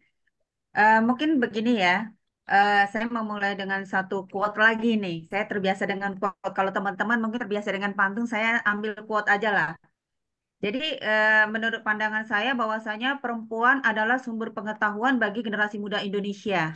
Karena perempuan adalah ibu bagi generasi muda Indonesia. Itu sederhananya. Kemudian dikaitkan dengan dalam konteks kenegaraan, kita kan sebagai warga negara nih, Bapak. Eh, Tadi telah saya sampaikan ya, bahwasannya setiap warga negara itu bersamaan kedudukannya di dalam hukum dan pemerintahan. Ya harapannya ini perempuan itu terlindungi begitu, sehingga karena perempuan terlindungi, dia dapat melakukan segala aktivitasnya dan dia menjadi sejahtera, sehingga dia menumbuhkan pengetahuan dan dia memiliki kemampuan untuk bagaimana mendidik, membentuk, mengendalikan generasi muda bangsa begitu. Memang kalau dilihat sepertinya pekerjaan-pekerjaan yang sangat sederhana ya, hanya apa giat-giat apa namanya di domestik begitu. Tetapi dampaknya sungguh luar biasa terhadap bangsa dan negara kita begitu. Dan kemudian dikaitkan dengan wawasan Nusantara tadi Bapak yang disampaikan oleh Samsul Wahidin tuh Pak. Di sana udah jelas sekali dikatakan cara pandang, cara memahami, cara menghayati, cara bersikap, cara bertindak, cara berpikir dan tingkah laku bangsa Indonesia. Nah, ini semua ini muaranya itu dari pengetahuan perempuan. Bukan berarti saya mengatakan bahwasannya pria tidak berpengetahuan, tetapi pria itu lebih ke lingkungan luar ya, publik begitu. Nah, kalau perempuan ini sebagai kunci sebenarnya, karena generasi muda bangsa Indonesia juga terdiri dari anak perempuan dan anak laki-laki. Jadi jika mereka telah dibekali oleh ibu yang berpengetahuan, ya setidaknya bukan berpengetahuan yang terlalu tinggi juga, tapi secara umum dia dapat apa namanya kuat gitu pengetahuan terhadap bagaimana menjalani kehidupan begitu. Tentu harapannya starting point yang Bapak sampaikan itu bisa menjadi kekuatan kita begitu. Jadi eh, tidak boleh berkecil hati. Perempuan itu tadi juga telah saya sampaikan bahwasannya setiap warga negara memiliki apa namanya hak dalam bela negara. Nah ini juga jangan lupa begitu. Walaupun kita perempuan, apapun yang kita lakukan itu sebenarnya dampaknya pada kebaikan bangsa dan negara kita. Tadi nilai-nilai bela negaranya telah saya sampaikan juga. Jadi jika itu bisa menjadi pedoman bagi masyarakat Indonesia, khususnya kaum perempuan, kaum ibu, karena sebagai penanggung jawab pembentuk generasi muda bangsa, maka insya Allah apa yang Bapak tanyakan itu dapat terwujud lah sebagai output dari dinamika bangsa Indonesia. Demikian Bapak. Baik, Dokter Sisi. Starting point-nya dari Wanus itu ya dokter ya, dari wawasan Nusantara, Iya. bagaimana kita pandangnya dokter. Baik, selanjutnya mungkin saya kayak agak di ini dikit ya, Bu Maya mungkin. Bu Maya, dari pertanyaan dari Dokter Andika juga. Iya, Silakan ya Bu, bagaimana baik. bagaimana talent dapat dikembangkan khususnya seorang perempuan yang berkecimpung sebagai akuntan melalui cara yang efektif dan efisien terkait dengan pemanfaatan teknologi saat ini khususnya perempuan era baby boomers. Oh, era baby boomers. Beda perlakuan dengan Gen Z. Silakan Bu Maya Baik. waktunya. Baik, terima kasih Ibu Lina. Terima kasih pertanyaannya Ibu maaf bukan Ibu, Bapak Dokter Andika. Bapak Dokter Andika ini adalah sahabat saya di Ibnu Sina. Beliau sangat luar biasa dan beliau juga seorang gugus kendali mutu di Fakultas Ekonomi dan Bisnis di Universitas Ibnu Sina. Terkait talent yang bagaimana talent dapat dikembangkan khususnya seorang perempuan yang berkecimpung sebagai akuntan melalui cara efektif dan efisien. Begini Pak, perempuan itu kan kita ya, bukan saja perempuan, laki-laki dan perempuan juga tidak boleh, tidak harus berhenti di satu tempat jikalau memang kita menguasai satu software. Pada saat software itu kan akan terus mengalami perubahan-perubahan dan perubahan. Nah, kita harus menyesuaikan dengan perubahan-perubahan tersebut. Kalau kalau misalnya kita hanya berhenti di satu penguasaan software satu aja, tapi ternyata kita harus banyak menguasai software-software lainnya dan perubahan-perubahan itu juga akan terus-menerus ada. Berarti kita harus terus-menerus menguasai itu. Karena kalau kita tidak menyukai perubahan, kita akan ketinggalan. Misalnya saya kalau di kita sebagai dosen kan sister itu kan harus dikuasai. Tapi kalau kita tidak menguasai sister, kita kan akan ketinggalan informasi apapun ya, dan artinya kita pun tidak bisa memonitor kegiatan kita apakah produktif ataukah tidak. Kalau misalnya sister kita itu kita apa namanya kita alihkan ke yang apa outsourcing lah intinya dan kita membayar itu artinya kita tidak bisa menguasai apa namanya kita tidak bisa menguasai software tersebut. Artinya kita tidak menyukai perubahan-perubahan itu.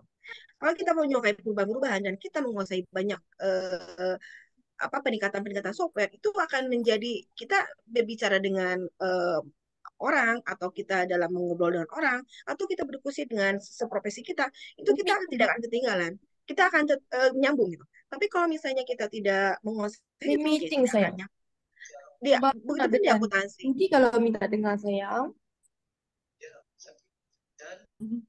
Begitupun di akuntansi. Kalau akuntansi tidak menguasai software, kita tidak mau menguasai banyak software, dan kita tidak mau menguasai software-software lainnya, itu akan ketinggalan kitanya. Kemarin saya berdiskusi dengan salah satu yang dari industri itu juga, bahwa tidak harus menguasai software, manual pun bisa. Saya berpikir itu tidak bisa. Di era sekarang ini software itu harus ada. Kenapa harus ada? Karena software itu akan memudahkan pekerjaan kita. Walaupun yang otaknya itu tetap ada di kita. Kalau kan itu software itu kan hanya robot. Kalau salah ya berarti kita robot itu salah gitu. Nah itu artinya kita harus banyak menguasai software yang ada dan perubahan-perubahan itu pasti akan ada terus karena aturan-aturan itu kan terus berubah. Berarti kita harus banyak dan software itu pasti akan ada tool-tool yang berubah. Nah itu harus kita kuasai. Kalau kita nggak kuasai berarti kita ketinggalan. Terkait baby boomer itu Ini saya melihat kemarin pada saat akreditasi akuntansi, ada asesor saya yang berusia 59 tahun. Beliau masih energik dan beliau bisa menguasai software tentang Amenda. Artinya tergantung dari keinginan kita diri sendiri pribadi, apakah mau menguasai perubahan itu, software itu. Tapi kalau kita tidak mau menguasai, ya artinya kita tidak mau mengikuti perubahan zaman. Kita inginnya instan aja. Tapi kalau kita menguasai, artinya kita pun akan lebih pintar lagi gitu dan akan lebih membuat dicontoh oleh semua orang bahwa walaupun kita usianya udah tinggi, tapi semangat kita untuk menguasai software itu tetap tinggi. Saya salut sama Ibu Ketua GPW, Ibu Dr. Sarmini. Ibu Dr. Sarmini itu luar biasa menguasai softwarenya itu. Saya perhatikan tuh sister walaupun belum si akan Ibu ya, maaf si akan belum bisa, tapi beliau tuh sangat luar biasa tekun. Artinya penguasaan dirinya itu untuk menguasai perubahan-perubahan itu luar biasa. Itu dari saya Ibu Lina, terima kasih. Mohon maaf jika jawabannya kurang memuaskan. Terima kasih. Wassalamualaikum warahmatullahi wabarakatuh. Ya, baik. Terima kasih Bu Maya. Mana tahu nanti akan ditambahkan. Jadi poinnya adalah untuk mengatasi gap antara baby boomers dengan Gen Z tadi adalah proses alih teknologi begitu ya. Dan tentunya ada kemauan untuk selalu belajar terutama pada profesi akuntan tadi, Bu Maya. Baik, nanti boleh ditambahkan. Selanjutnya kepada Bu Dr. Amalia. Jadi Bu, ada mahasiswa kita nih. Sepertinya ini Gen Z ini bertanya ya. Bagaimana kita menyikapi, mengatasi budaya patriarki di Indonesia terhadap perempuan yang mengakibatkan kurangnya minat untuk melanjutkan pendidikan yang lebih kurangnya minat untuk melanjutkan pendidikan dan lebih memilih untuk berkeluarga. Monggo dari perspektif sosiologi ini, Bu Dokter silakan. Terima kasih untuk saudari moderator. Ya, memang kalau kita bicara tentang ini ya, tentang bagaimana era sekarang ya. Era sekarang kalau misalnya kita ingin maju, memang mau tidak mau, seperti yang tadi Miss Maya jelaskan, kita harus mau belajar ya. Mau belajar itu tuntutan yang tidak bisa kita hindari. Karena itu kebutuhan sekarang ya. Kebutuhan bukan lagi keinginan, tapi itu sudah sebuah kebutuhan. Nah, otomatis kalau para adik-adik semua ya, Gen Z, para mahasiswa misalnya ingin maju dan berkembang, ya otomatis ya harus bisa menggunakan gadget ya, gawai itu dengan baik dan benar. Nah, dua bahasa, kalau saya dua kata itu saja, baik dan benar, baik dan tentu dan harus benar. Karena kalau kita menggunakannya tidak dengan baik dan tidak benar, maka tidak akan berefek positif untuk kita gitu ya. Efeknya nanti akan negatif gitu. Nah, saya saja misalnya, mohon maaf ya, karena waktu saya kuliah itu kan saya harus pakai Mendeley. Saya belum pernah tahu Mendeley gitu ya. Jadi mau tak mau, bahasa Melayu keluar. Jadi mau tidak mau itu saya belajar Mendeley itu melalui YouTube. Nah, saya lihatlah ya kan di YouTube. Jadi kalau misalnya sekarang alasannya bagaimana caranya Bu? Oh, itu bukan alasan. YouTube sudah banyak tutorial-tutorialnya ya. Tinggal kita cari saja yang senang di hati, yang pas di hati, yang bahasanya juga sangat menyenangkan untuk kita. Pilih salah satu, kemudian praktekkan. Nah, gitu. Jadi saya melihat waktu itu ada sekian banyak sekali tutorial bagaimana menggunakan Mendeley. Gitu ya. Satu, dua, tiga. Saya ikut juga webinarnya tak paham-paham gitu ya. Karena memang Allah bisa karena biasa. Kalau tidak dibiasakan tidak akan pernah bisa. Kalau hanya satu kali, dua kali itu tidak akan menjadi sebuah hal yang menjadikan kita mampu gitu ya. Tapi kalau kita menjadikan itu sebuah kebiasaan, kemudian kita juga mencari circle yang positif gitu untuk sama-sama belajar gitu ya. Maka insya Allah itu akan juga membuat eh, hal yang positif untuk kita juga untuk maju gitu. Nah, gitu ya, Miss Lina. Terima kasih.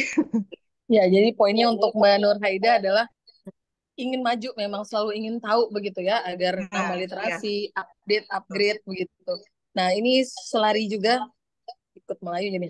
Ini selaras juga dengan penyampaian dari Bu Dokter Amalia tadi. Ini izin Bu Dokter Sisi, setelah tadi misalnya ada budaya patriarki, kemudian bagaimana menyikapi misalnya di budaya patriarki tadi Bu, ada perundungan terhadap wanita dan juga kekerasan.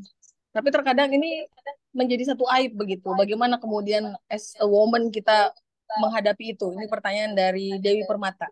Ya, Monggo Bu Dokter. ya baik, terima kasih Bu Lina Yatilsari. Jadi kita sadari bahwasanya dinamika kehidupan itu emang luar biasa dinamis ya, apalagi di era digital hari ini begitu ya.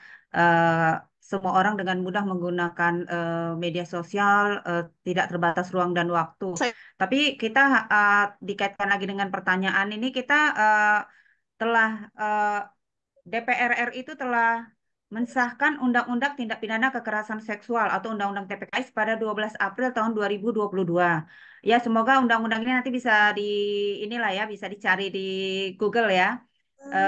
Ini jadi pegangan kita sebagai perempuan Indonesia sejak itu disahkan begitu. Memang undang-undang ini telah lama sih nongkrong di DPR 10 tahunan lebih. Baru 12 April 2022 itu bisa diundangkan. Memang ini menjadi suatu kerja keras kita sebagai perempuan bagaimana memperjuangkan hak-hak perempuan di legislasi. Tadi saya sudah sampaikan juga pada paparan saya bahwasannya dalam konteks kenegaraan peran perempuan juga dibutuhkan di sana gitu, tidak semata menjadi objek dalam pembangunan nasional, tapi juga merupakan subjek yang menginisiasi dan menentukan kebijakan demikian.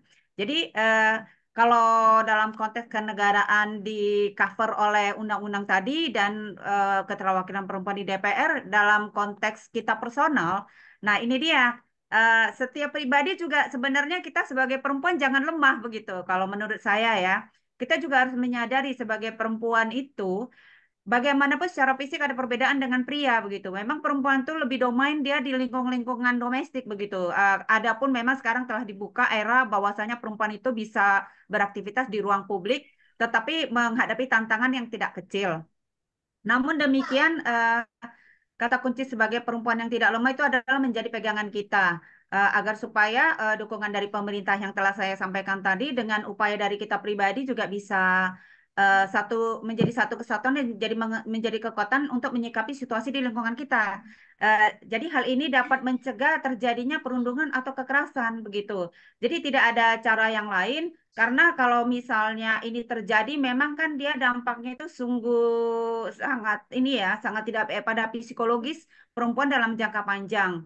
Itulah makanya dikatakan suatu aib begitu, mau diceritakan malu, nggak diceritakan juga kita tersiksa begitu. Jadi kalau saya sih kata kuncinya lebih ke fungsi ini aja lah, cegah begitu. Kalau misalnya kita udah tahu lingkungan apa namanya di luar sana sepertinya sulit terkendali begitu ya, mungkin kita akan mengurangi sedikit kreativitas di outdoor, tapi tetap kreatif bisa kan tadi seperti saya katakan di era digitalisasi itu kita bisa melakukan berbagai kegiatan atau berkarya itu dari manapun di ruang-ruang yang lebih nyaman begitu. Karena kan eh, internet itu telah menyediakan kita tanpa batas ruang dan waktu bisa melakukan apapun. Jadi Kita menurut beralih saya ke daerah Jawa Timur, Bang Abu. Jadi menurut saya lebih baik kecegah lah, karena kalau memang sudah terjadi itu repot semua. Kita bisa berkaca pada kasus Vina Cirebon ya, yang beritanya begitu bisa menggegerkan senusantara itu luar biasa sekali. Tapi di sini kata kuncinya bukan soal Vinanya lagi, tapi soal bagaimana menyelesaikan persoalan itu gitu. Dari situ dituntut para penegak hukum untuk bisa menyelesaikan persoalan itu. Tapi menurut pandangan pribadi saya, itu kan kasus sudah terjadi sangat lama ya dan udah kabur sekali gitu. Sulit untuk mencari eh, bukti-bukti siapa pelaku sebenarnya begitu. Terjadi kesalahpahaman besar di sini. Nah, ini yang harus dicegah begitu. Terbaik ya tumbuhkan kesadaran pada diri sendiri untuk hati-hati dalam pergaulan dan bagi orang-orang tua. Makanya tadi saya katakan perempuan itu adalah sumber pengetahuan bagi generasi muda karena perempuan itu adalah ibu yang membentuk generasi muda. Ya sejatinya anak-anak di bawah umur atau anak-anak kita walaupun tidak di bawah umur ya tetap dikontrol begitu, diikuti kegiatan dia. Tapi bukan kita mau masuk ke urusan pribadi anak-anak kita, tidak. Hanya mengontrol aja. Itulah tanggung jawab kita sebagai orang tua. Mungkin itu saja dari saya. Terima kasih. Ya, baik. Terima kasih, Bu Susi. Penekanannya pada cegah sebenarnya, dan kita sebagai perempuan tentunya bisa menjadi quote in quote CCTV bagi lingkungan terkecil kita dan seterusnya begitu. Ini menyambung untuk pertanyaan bagi Bu Maya. Bu Maya, Baik. kalau tadi sudah ada dalam budaya patriarki, kemudian bagaimana dampak cegah kita sebagai CCTV bagi lingkungan kita. Nah, ini pertanyaannya cukup dalam ini dari Dewi Permata bahwa bagaimana kita menyikapi pilihan-pilihan di depan mata, Bu, ketika menjalankan profesi kita. Ada tawaran nominal di depan. Sehingga ketika menjalankan profesi itu istilahnya, kata Bu Dewi, rasuah. Nah, monggo ditanggapi Bu Maya. Baik, terima kasih atas pertanyaannya. Dewi, apa kabar? Ya. Mahasiswa. Alhamdulillah sehat Maya. Baik, Maya terima sehat. kasih. Sehat. Terima kasih pertanyaannya Bu Deo. Terkait rasuah ya Bu, kalau di akuntan itu terutama audit ya, Lina sebagai auditor, sebagai auditor, Monggo lanjut Eh, Bu Maya. ya sebagai auditor itu ada yang namanya integritas Bu. Ini saya juga banyak mengobrol dengan industri itu bila mana kalau memang datang dari Batam misalnya, kita sambut, kita jemput, kita ajak makan siang, itu hal biasa karena itu kan penyambutan ke tamu. Cuman kalau sampai dibayarin misalnya hotelnya, apalagi misalnya tiba-tiba ada upload di bawah, itu akan diignore perusahaan tersebut dan tidak akan dipercaya lagi, terutama perusahaan modal asing yang di industri. Saya kemarin mengobrolnya dengan yang di industri perusahaan modal asing. Itu artinya mereka itu menanamkan semacam integritas kalau auditor itu tidak bisa disogok karena akan mempengaruhi terhadap hasil dari perusahaan tersebut. Misalnya harusnya hasil dari perusahaan tersebut adalah jelek, tapi kita baguskan, kan itu akan merugikan customer. Nah, itu yang dihindari oleh perusahaan. Makanya auditornya itu betul-betul auditor yang independen. Walaupun memang ini berdasarkan obrolan diskusi kami ya, Bu. Walaupun auditor tersebut kenal, tapi tetap profesionalismenya itu tetap dijaga dan ada batasan-batasannya. Harus mengobrol apa, dan kode etiknya itu dijalankan. Kalau misalnya kode etik tidak dijalankan, itu akan di grounded artinya atau dihukum katanya secara kode etik. Itu yang saya dapat informasi dari di lapangan. Kalau dari teori itu memang integritas itu diperlukan, terutama akuntan. Akuntan itu kan dalam pembuatan laporan keuangannya itu standar akuntansi keuangannya tinggi, terutama bila mana perusahaan itu akan eksplor ke luar negeri. Itu harus ada yang namanya International Financial Reporting Standard. Artinya standar itu bukan standar Indonesia lagi, sudah standar dunia. Nah, itulah kenapa eh, artinya rasuah itu tidak boleh terjadi. Kalau sampai terjadi akan mempengaruhi terhadap laporan keuangannya. Itu sangat merugikan untuk perusahaan dan juga merugikan untuk dirinya sendiri. Kalau sudah dirinya sendiri sudah tergoda dengan rasuah, nama baiknya akan jelek. Nah, itu yang akan dijaga oleh kita sebagai akuntan.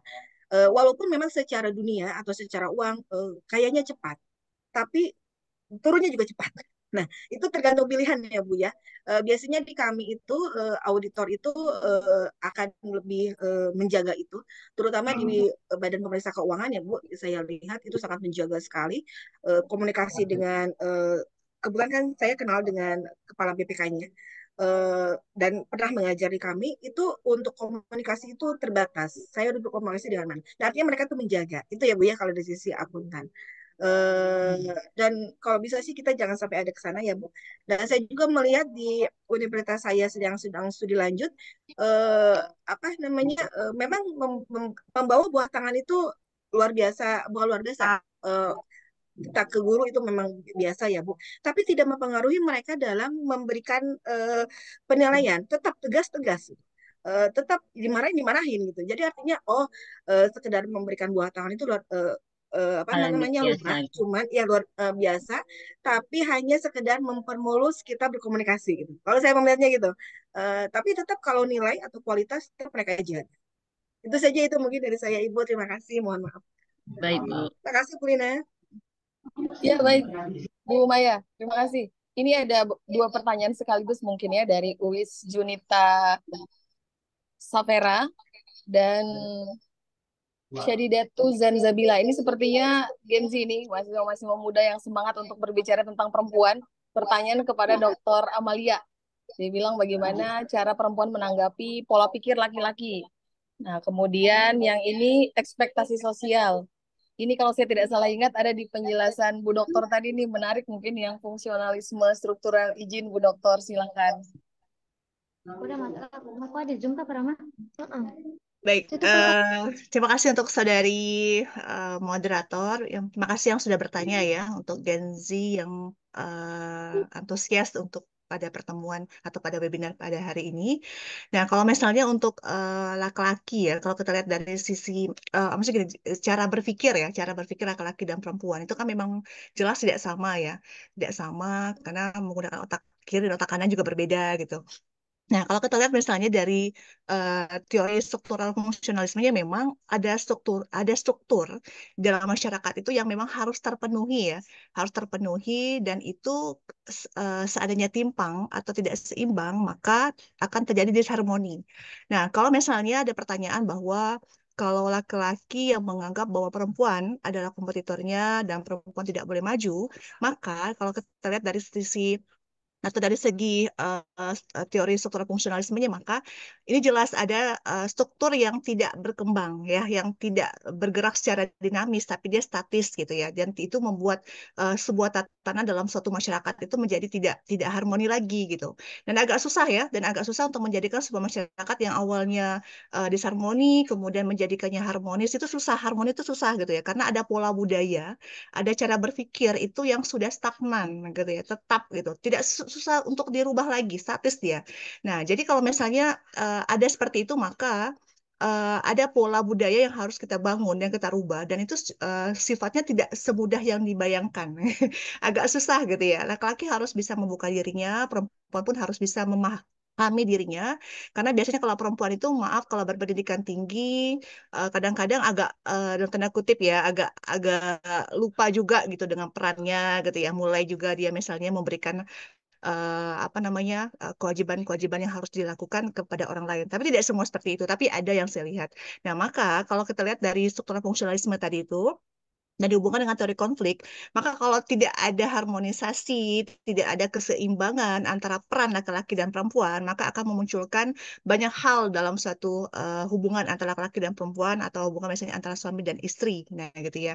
Nah, jadi memang peran-peran itu memang harus dijadikan sebagai sebuah pola dan pola itu tidak otomatis akan tercipta begitu saja tidak gitu harus ada komunikasi interaksi kontak sosial yang baik kemudian harus ada saling memahami dalam sebuah tuntutan gitu. Nah kemudian tadi pertanyaan juga dari Syadidatul Zanzadila ya dia mengatakan bahwa secara pribadi menurutnya ekspektasi sosial terlalu tinggi. Jadi antara peran agama, budaya, dan tradisi. Ya, memang agama, budaya, dan tradisi rumah itu berpengaruh gitu. Dan itu akan membawa kita ke lain tempat ketika kita sudah berpindah gitu ya. Nah, kalau misalnya kita belum berumah tangga, belum punya anak, belum punya peran, mungkin tidak terlalu bermasalah dengan itu. Tapi kalau seandainya kita sudah memiliki peran, sudah memiliki tanggung jawab, maka antara agama tadi gitu ya, agama menjadi sebuah tuntunan, kemudian budaya yang menjadi sebuah tuntutan kita karena kita hidup secara apa ya, secara sosial karena di mana bumi dipijak, itu langit dijunjung ya. Kalau perempuan terlalu kebablasan misalnya, nah itu agak aneh nanti akan menghilangkan perannya tadi. Karena perempuan itu akan menjadi sebuah center untuk anak-anaknya nanti. Kalau seorang perempuan terlalu biasanya sibuk di luar, kemudian melupakan kewajibannya, maka ada sebuah budaya pendidikan yang ditanamkan kepada anak sehingga anak pun merasa bahwa mereka pun nggak apa-apa di luar gitu ya karena mamanya sibuk di luar gitu ya. Nah tapi kalau misalnya mamanya ibunya gitu ya bisa memberikan peran yang stabil ya gitu ya antara peran di rumah kemudian ketika dia berkarir di luar maka insya Allah tidak akan menjadi sebuah ke apa namanya ya cancel culture gitu ya apa culture yang hilang gitu ya maksudnya udah hilang dari sebuah budaya gitu apa kalau misalnya mohon maaf kalau di Pontianak kan Melayu gitu kalau orang Melayu itu kan memang perempuan itu identik dengan harus di rumah kalau misalnya tak penting-penting benar jangan keluar gitu ya karena identitas itu akan melekat erat ketika sang perempuan itu misalnya sudah punya anak anaknya sudah besar maka yang menjadi apa polarisasinya akan menjadi sebuah identitasnya akan menjadi sebuah apa namanya apa idolanya itu adalah ibunya. Nah, terima kasih. Itu saja Miss Lina, terima kasih. Baik, terima kasih Bu Dr. Amalia. Tanpa terasa ini sepertinya peserta sudah menginjak sempat 85, sekarang 81. Tapi saya notice ini kebetulan sejawat dari Unrika, Bu Rizky Trianugrah. Ini anggota yang baru bergabung beberapa waktu lalu ya di GPW. Salam Bu Kiki. Baik, mungkin Bu Dr. Amalia dilanjutkan sedikit ini pertanyaan. Maaf, Dr. Putri Agus Romi. Jadi ini untuk 3 narasumber beliau bertanya. Jadi kurang lebihnya Undang-Undang Cuti Melahirkan 6 bulan yang kabarnya sudah disahkan bisa membuat pekerja wanita dijauhi dunia usaha. Nah, bagaimana menurut Bu Dr. Amalia, Bu Maya, kemudian Bu Dr. Susi, melihat hal ini karena dianggap tidak produktif dan tidak efisien dalam bekerja. Monggo Bu Dr. Amalia, kemudian Bu Maya, lalu Dr. Susi. Silakan. Dari siapa dulu? Bu Amalia dulu silakan. Ya, saya dulu ya. Baik, Monggo, terima monggo. kasih Pak. Ya, Pak Dr. Hupri, cuti kan awalnya 3 bulan ya. Kalau saya dulu pernah 3 bulan cutinya, dan itu saya rasa memang lebih dari cukup lah ya. Karena memang ada peran yang harus kita lakukan lagi setelah kita cuti gitu ya. Jadi memang perempuan itu akan belajar dunia baru ketika sudah memiliki anak gitu. Nah, kalau pertanyaannya misalnya, bagaimana cuti melahirkan 6 bulan yang kabarnya sudah disahkan membuat wanita pekerja. Oke, kalau misalnya menurut saya itu sah-sah saja ya, asal aturannya jelas gitu. Karena kami merasa kalau saya pribadi, ketika cuti pun masih bekerja sebenarnya, masih diajak untuk berkomunikasi, tidak berhenti gitu. Nah, jadi ada tuntutan, ada semacam tagihan-tagihan kerja yang harus dilakukan juga oleh ibu pekerja, walaupun dia dalam masa cuti atau tidak harusnya memiliki tanggung jawab di kantor atau misalnya ketika mengajar gitu kan. Nah, ada bimbingan-bimbingan yang misalnya harus juga dilayani gitu ya karena kebutuhan mendesak dan lain sebagainya. Jadi kalau misalnya menurut saya eh, ya tergantung dari perempuannya juga ya, karena ini kan juga tergantung dari pola budaya dalam bekerja. Karena kalau misalnya kita punya semacam pandangan, kemudian punya apa namanya kalau itunya ya, semangat gitu ya, semangat untuk lebih lebih menganggap bahwa sebuah pekerjaan itu walaupun kita cutinya 6 bulan misalnya ya kan, kalau penelitian dosen itu ada 6 bulan ya, 6 bulan gitu ya. Kadang-kadang memang juga ada dosen yang kehilangan arah tuh setelah cuti lama itu ya, kebingungan mau mulainya dari mana, karena ternyata kalau udah cutinya lama masuk ke kantor aplikasinya banyak yang harus dipelajari lagi gitu ya. Nah, tagihan-tagihan kerjanya banyak sekali. Jadi otomatis ya mau tak mau walaupun kita libur, walaupun kita cuti maksudnya, nah, tetap saja ketika di grup WA itu kita harus menyimak, kemudian kita harus memantau. Nah, tidak cuti juga perlu itu namanya Pak ya. Tetap saja ada semacam tagihan kerja yang harus tetap dilakukan, tapi memang kita tidak harus mengantor dan tidak harus berpikir yang ekstra keras seperti biasanya ketika kita aktif mengantor itu. Itu saja misalnya, terima kasih. Baik, terima kasih Dr. Amalia. Kuncinya komunikasi, harmonisasi. Nah, silakan Bu Maya Baik, dengan terima pertanyaan kasih. yang Baik, terima kasih. Pertanyaannya dari Bapak Dr. Hutri Agus Romi. Selamat ya Bapak Dokter, sudah selesai doktoralnya. oh, Eh, ya, beliau sudah selesai doktoralnya 3 tahun pas. Baik, baik pertanyaan dari Bapak Dr. Hutri ini cukup luar biasa bagus ya. Terkait ini, saya mencoba untuk menjawab ini Bapak Dokter. Eh, Kalau dilihat dari eh, apa namanya, perkembangan kesehatan wanita setelah 6 bulan melahirkan, itu kan perkembangan kesehatannya juga lumayan cukup baik ya, dari mulai apa namanya, maaf sekali, uterus juga sudah mulai bagus gitu. Dari mulai yang lainnya itu juga cukup bagus, dari mulai produksi ASI juga mulai sudah stabil. Itu mungkin pertimbangan dari perusahaan karena dilihat dari perkembangan apa namanya, tubuh wanita setelah melahirkan. Karena wanita setelah melahirkan itu kan cukup cukup sensitif dan cukup yang lain-lainnya luar biasa. Luar biasa kita memulihannya Pak Dokter. Nah, terkait dengan terkait dengan apa yang harus dilakukan oleh wanita, itu kan bisa kita lakukan melalui misalnya rapat kita bisa melalui online, atau pekerjaan-pekerjaan lain kita bisa lakukan secara online. Jadi kalau menurut saya, walaupun 6 bulan cuti, tapi kita masih bisa melakukan pekerjaan itu lewat di rumah secara otomatis, secara online misalnya. Istilahnya kalau waktu COVID itu WFH tapi WFH-nya digaji gitu.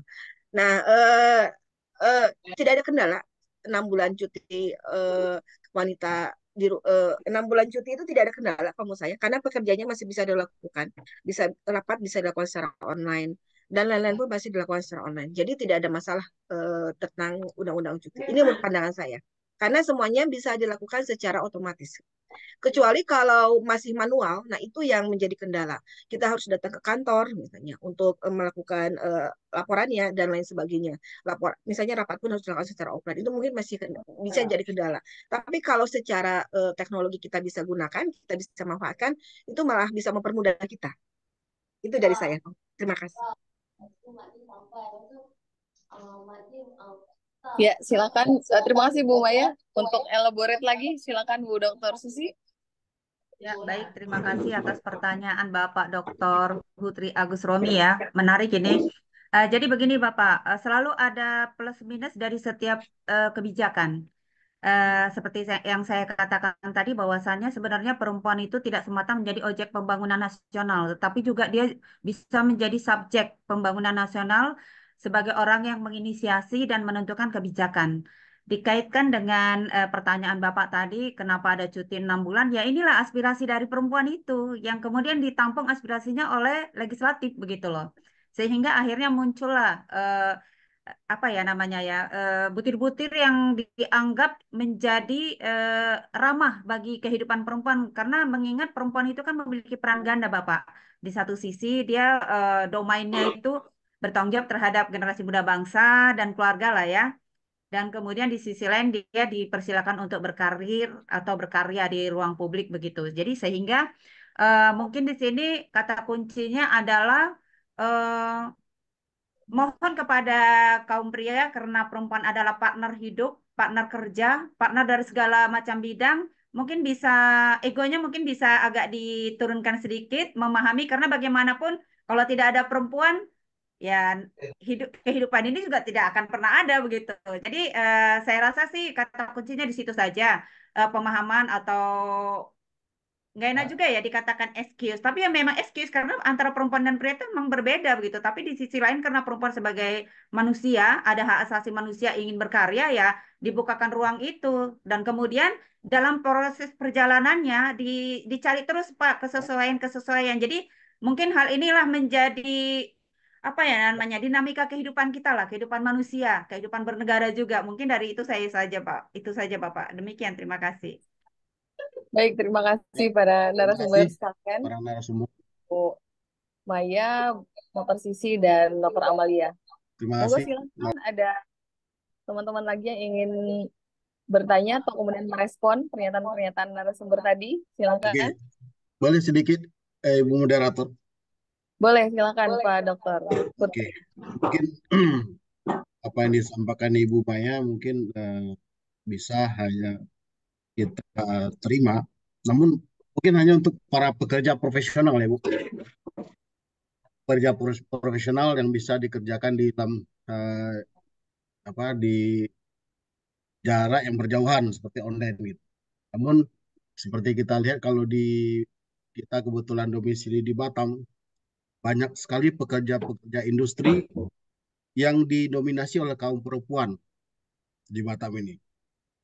Jadi itu mungkin sedikit agak menjadi kita karena saya berasal dari kalangan dunia usaha, ada ketakutan-ketakutan di kalangan dunia usaha melihat fenomena undang-undang ini apabila tidak diterapkan secara baik. Ya, untuk itu sebenarnya saya ingin meminta dari Ibu Susi, misalnya Ibu Susi dari Kaukus yang Perempuan Demokrat, ya. Seharusnya bagaimana partai politik itu yang notabene di dalamnya juga para pengusaha tentunya berikan sosialisasi yang tuntas gitu. Jadi saat ini informasi ini sudah di awang-awang dan itu menjadi momok yang agak menakutkan di kalangan dunia usaha karena dunia usaha ini kan profit oriented, tidak sosialis oriented, ya. Tentu dengan pekerja wanitanya yang hanya bekerja 6 bulan, sisanya melahirkan, mereka agak antipati. Kita harus clear ngomongnya di sini. Ya, jadi kalau saya melihat apabila ini nggak disosialisasikan atau diterapkan secara benar, bukan tidak mungkin, justru menjauhkan kalangan perempuan dari dunia usaha.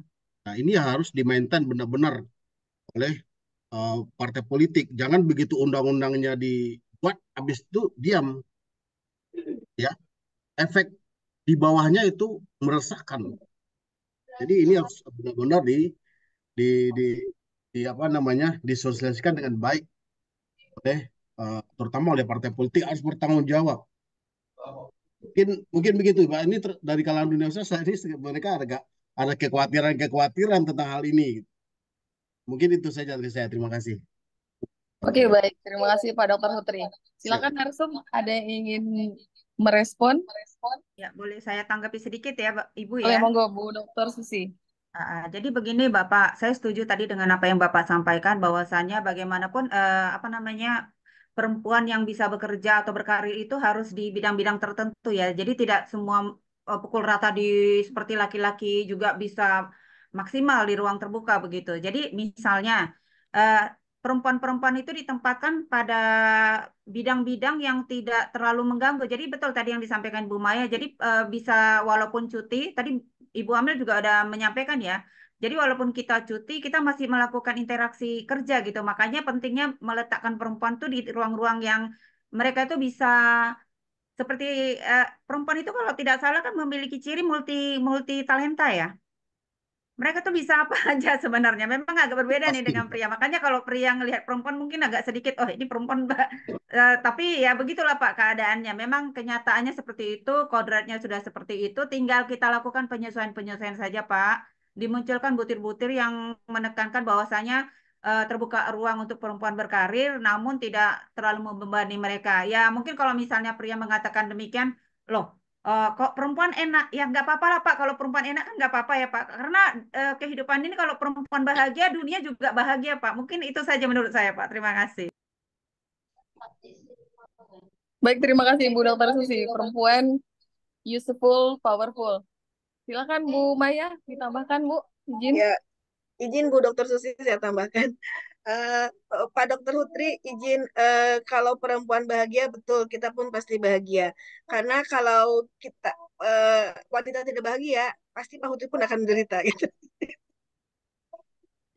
Luar biasa, Bu. Begitu Pak. Ya intinya begini Bapak, fleksibel ya Pak ya. Karena dalam bekerja pun walaupun cuti, kami pun wanita misalnya kalau terlalu lama cuti pun akan pusing juga ya Pak, karena kita tidak, kalau bekerja itu kan kita banyak banyak istinya refreshing lah intinya. Nah terlalu lama di rumah pun tidak membuat kita bahagia juga. Makanya dengan banyak tugas-tugas yang belum dikerjakan ya melalui Zoom misalnya, atau kita ke staff juga kita serahkan, tapi kita juga tetap melakukan distribusi pekerjaan itu memang tetap kita pantau gitu. Jadi artinya kita tidak melepas begitu saja. Cuti-cuti lepas tidak, tetap kita melakukan pekerjaan tapi di jarak jauh. Itu saja mungkin dari saya. Terima kasih, Mulina. Baik, terima kasih Bu Maya. Penutup mungkin ditambahkan lagi oleh Dr. Amalia dari pandangan sosiologi ini. Silakan Bu Dokter. Baik, terima kasih sekali lagi untuk saudari moderator. Pak Hupri mungkin lebih paham lah Pak ya dengan keadaannya. Mungkin Bapak bisa melihat lah kalau perempuan itu, kalau dia multitasking itu kan ada plus dan minusnya juga gitu. Karena tetap saja perempuan itu punya peran yang tidak bisa berat sebelah gitu ya. Kalau saya melihat memang ada perbedaan kalau perempuan yang bekerja di dunia usaha dengan perempuan misalnya yang di fungsional karir ya Pak ya. Nah, itu berbeda gitu. Kalau fungsional karir mungkin dia agak aman kalau dia misalnya PNS, kemudian P3K gitu. Karena selesai dari cuti bekerja lagi lah dia gitu ya seperti biasa, tidak ada perannya tergantikan gitu. Tapi kalau misalnya dia bekerja misalnya di sebuah perusahaan dengan situasi kondisi dia terikat kontrak.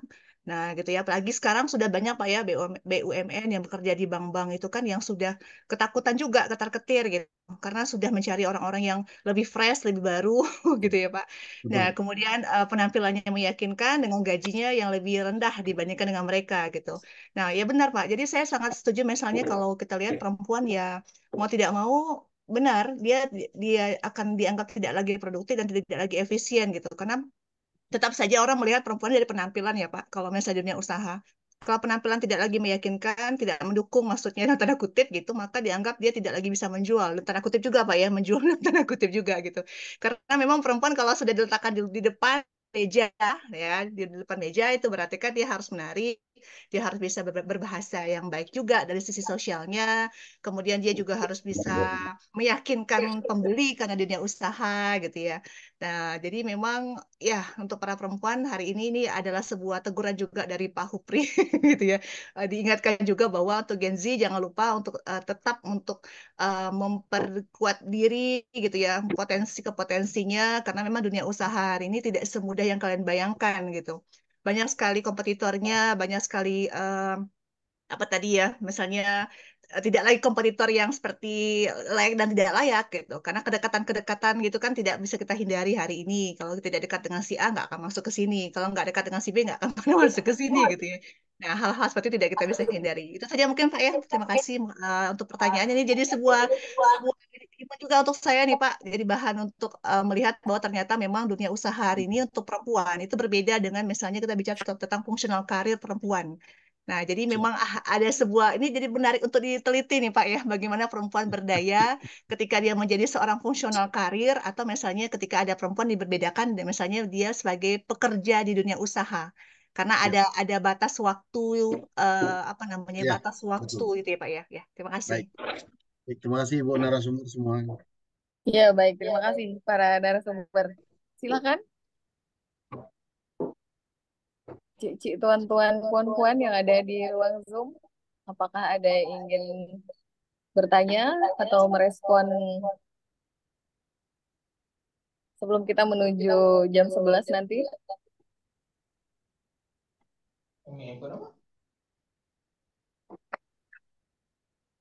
Kenapa dia kita yang record ke apa? Saya tak ni.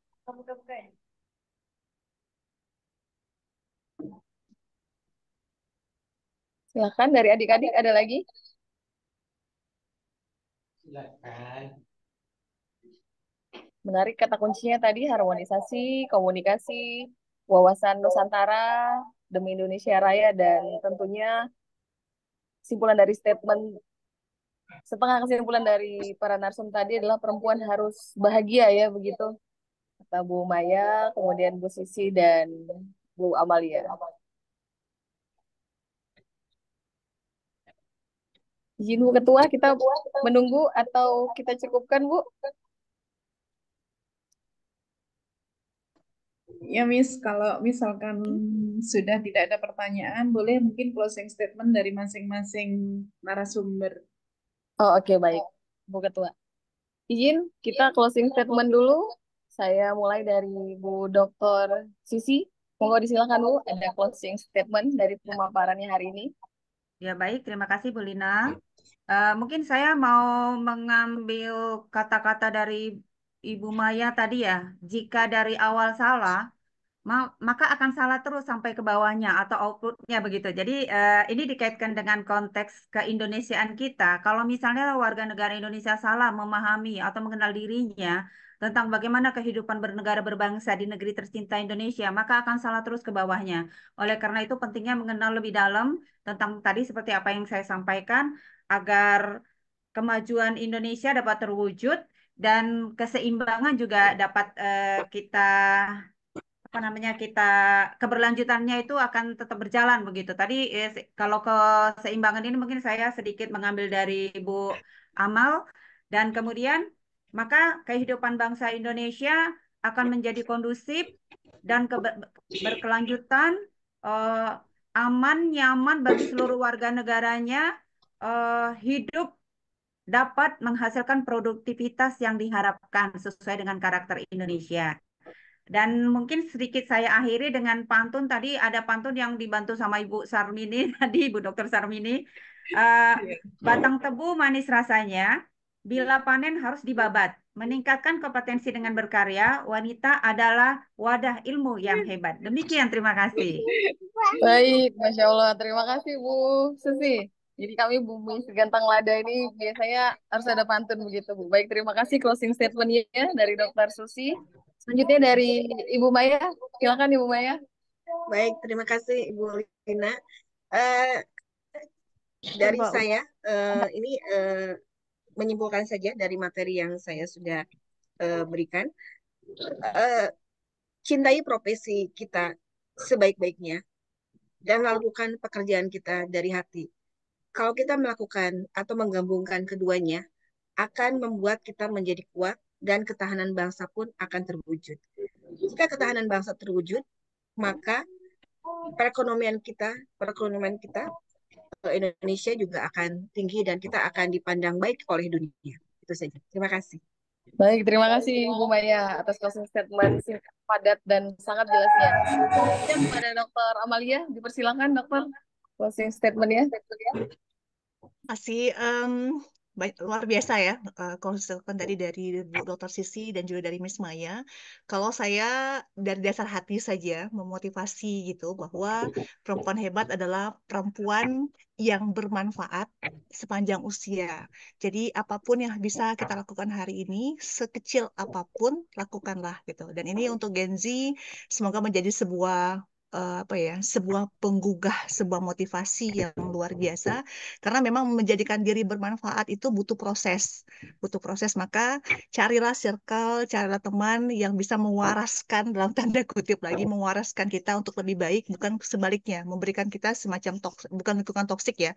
Lingkungan toksik itu dijauhi, tapi carilah lingkungan yang bermanfaat sehingga kita bisa menjadikan diri kita bermanfaat juga untuk orang lain. Kalau kita bermanfaat, maka otomatis yang dilihat orang lain bukan hanya diri kita, tapi juga kedua orang tua kita. Anaknya siapa tuh? Nah, anaknya siapa? Orang tuanya siapa gitu ya.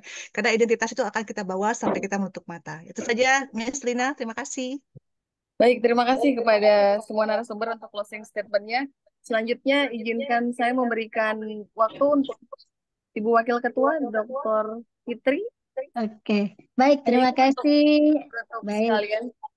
Oke, baik, terima kasih moderator kita, Mbak. Makasih banyak telah memoderatori dari 3 para narasumber hebat. Terima kasih pada Ibu Dr. Sisi, pada Bu Maya dan Ibu Dr. Amalia. Biasanya suka panggil Iwit nih. Tentang wanita dan ketahanan bangsa, ternyata memang wanita yang kuat pasti nantinya akan menjadi rumah tangga yang kuat dan juga pasti negara kita yang kuat. Semua pasti punya peran penting. Yang penting kita tidak lepas dari fitrah kita sebagai seorang istri, sebagai seorang ibu, dan pastinya ridho suami itu penting dalam kita berkarir. Nah, kami terima kasih sebagai pengurus GPW. Hari ini banyak sekali ilmu yang sudah kami dapat dari 3 narasumber hebat hari ini. Dan terima kasih juga pada para eh, peserta webinar hari ini yang cukup banyak gitu ya. Insya Allah Ibu Dr. Sarmini, Ibu Ketua kita ya, kita akan mengadakan lagi webinar di bulan depan, di bulan Juli. Siap. Insya Allah kita tema tentang Hari Anak gitu ya. Nah, ini nanti mungkin peran-peran generasi milenial yang mungkin nanti kita akan masuk pada generasi alfa yang sudah sekarang dan nanti nggak tahu lagi nih apa istilah yang akan diberikan oleh para tokoh tentang generasi berikutnya, next generation gitu ya. Tapi yang jelas berkaryalah, makin banyak kita memberikan manfaat, insya Allah kita makin menjadi orang yang berguna dalam kehidupan kita. Itu saja dari kami. Terima kasih banyak atas semua kehadirannya. Insya Allah selalu sehat dan selalu bahagia dan sukses dunia akhirat. Bila taufiq wa hidayah. Wassalamualaikum warahmatullahi wabarakatuh. Waalaikumsalam warahmatullahi wabarakatuh. Terima kasih Ibu Dr. Lina, Wakil Ketua. rekomendasi jangan lupa ya.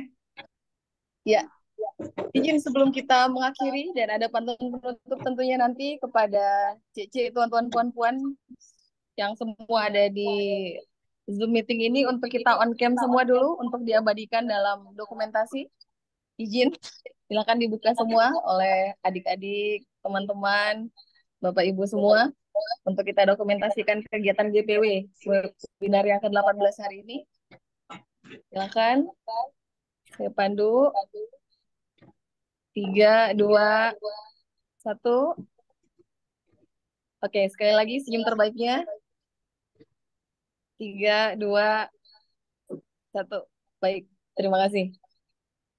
Baik, Puan Berangan tempat bertemu, girang rasa si anak dara, baiklah tuan puan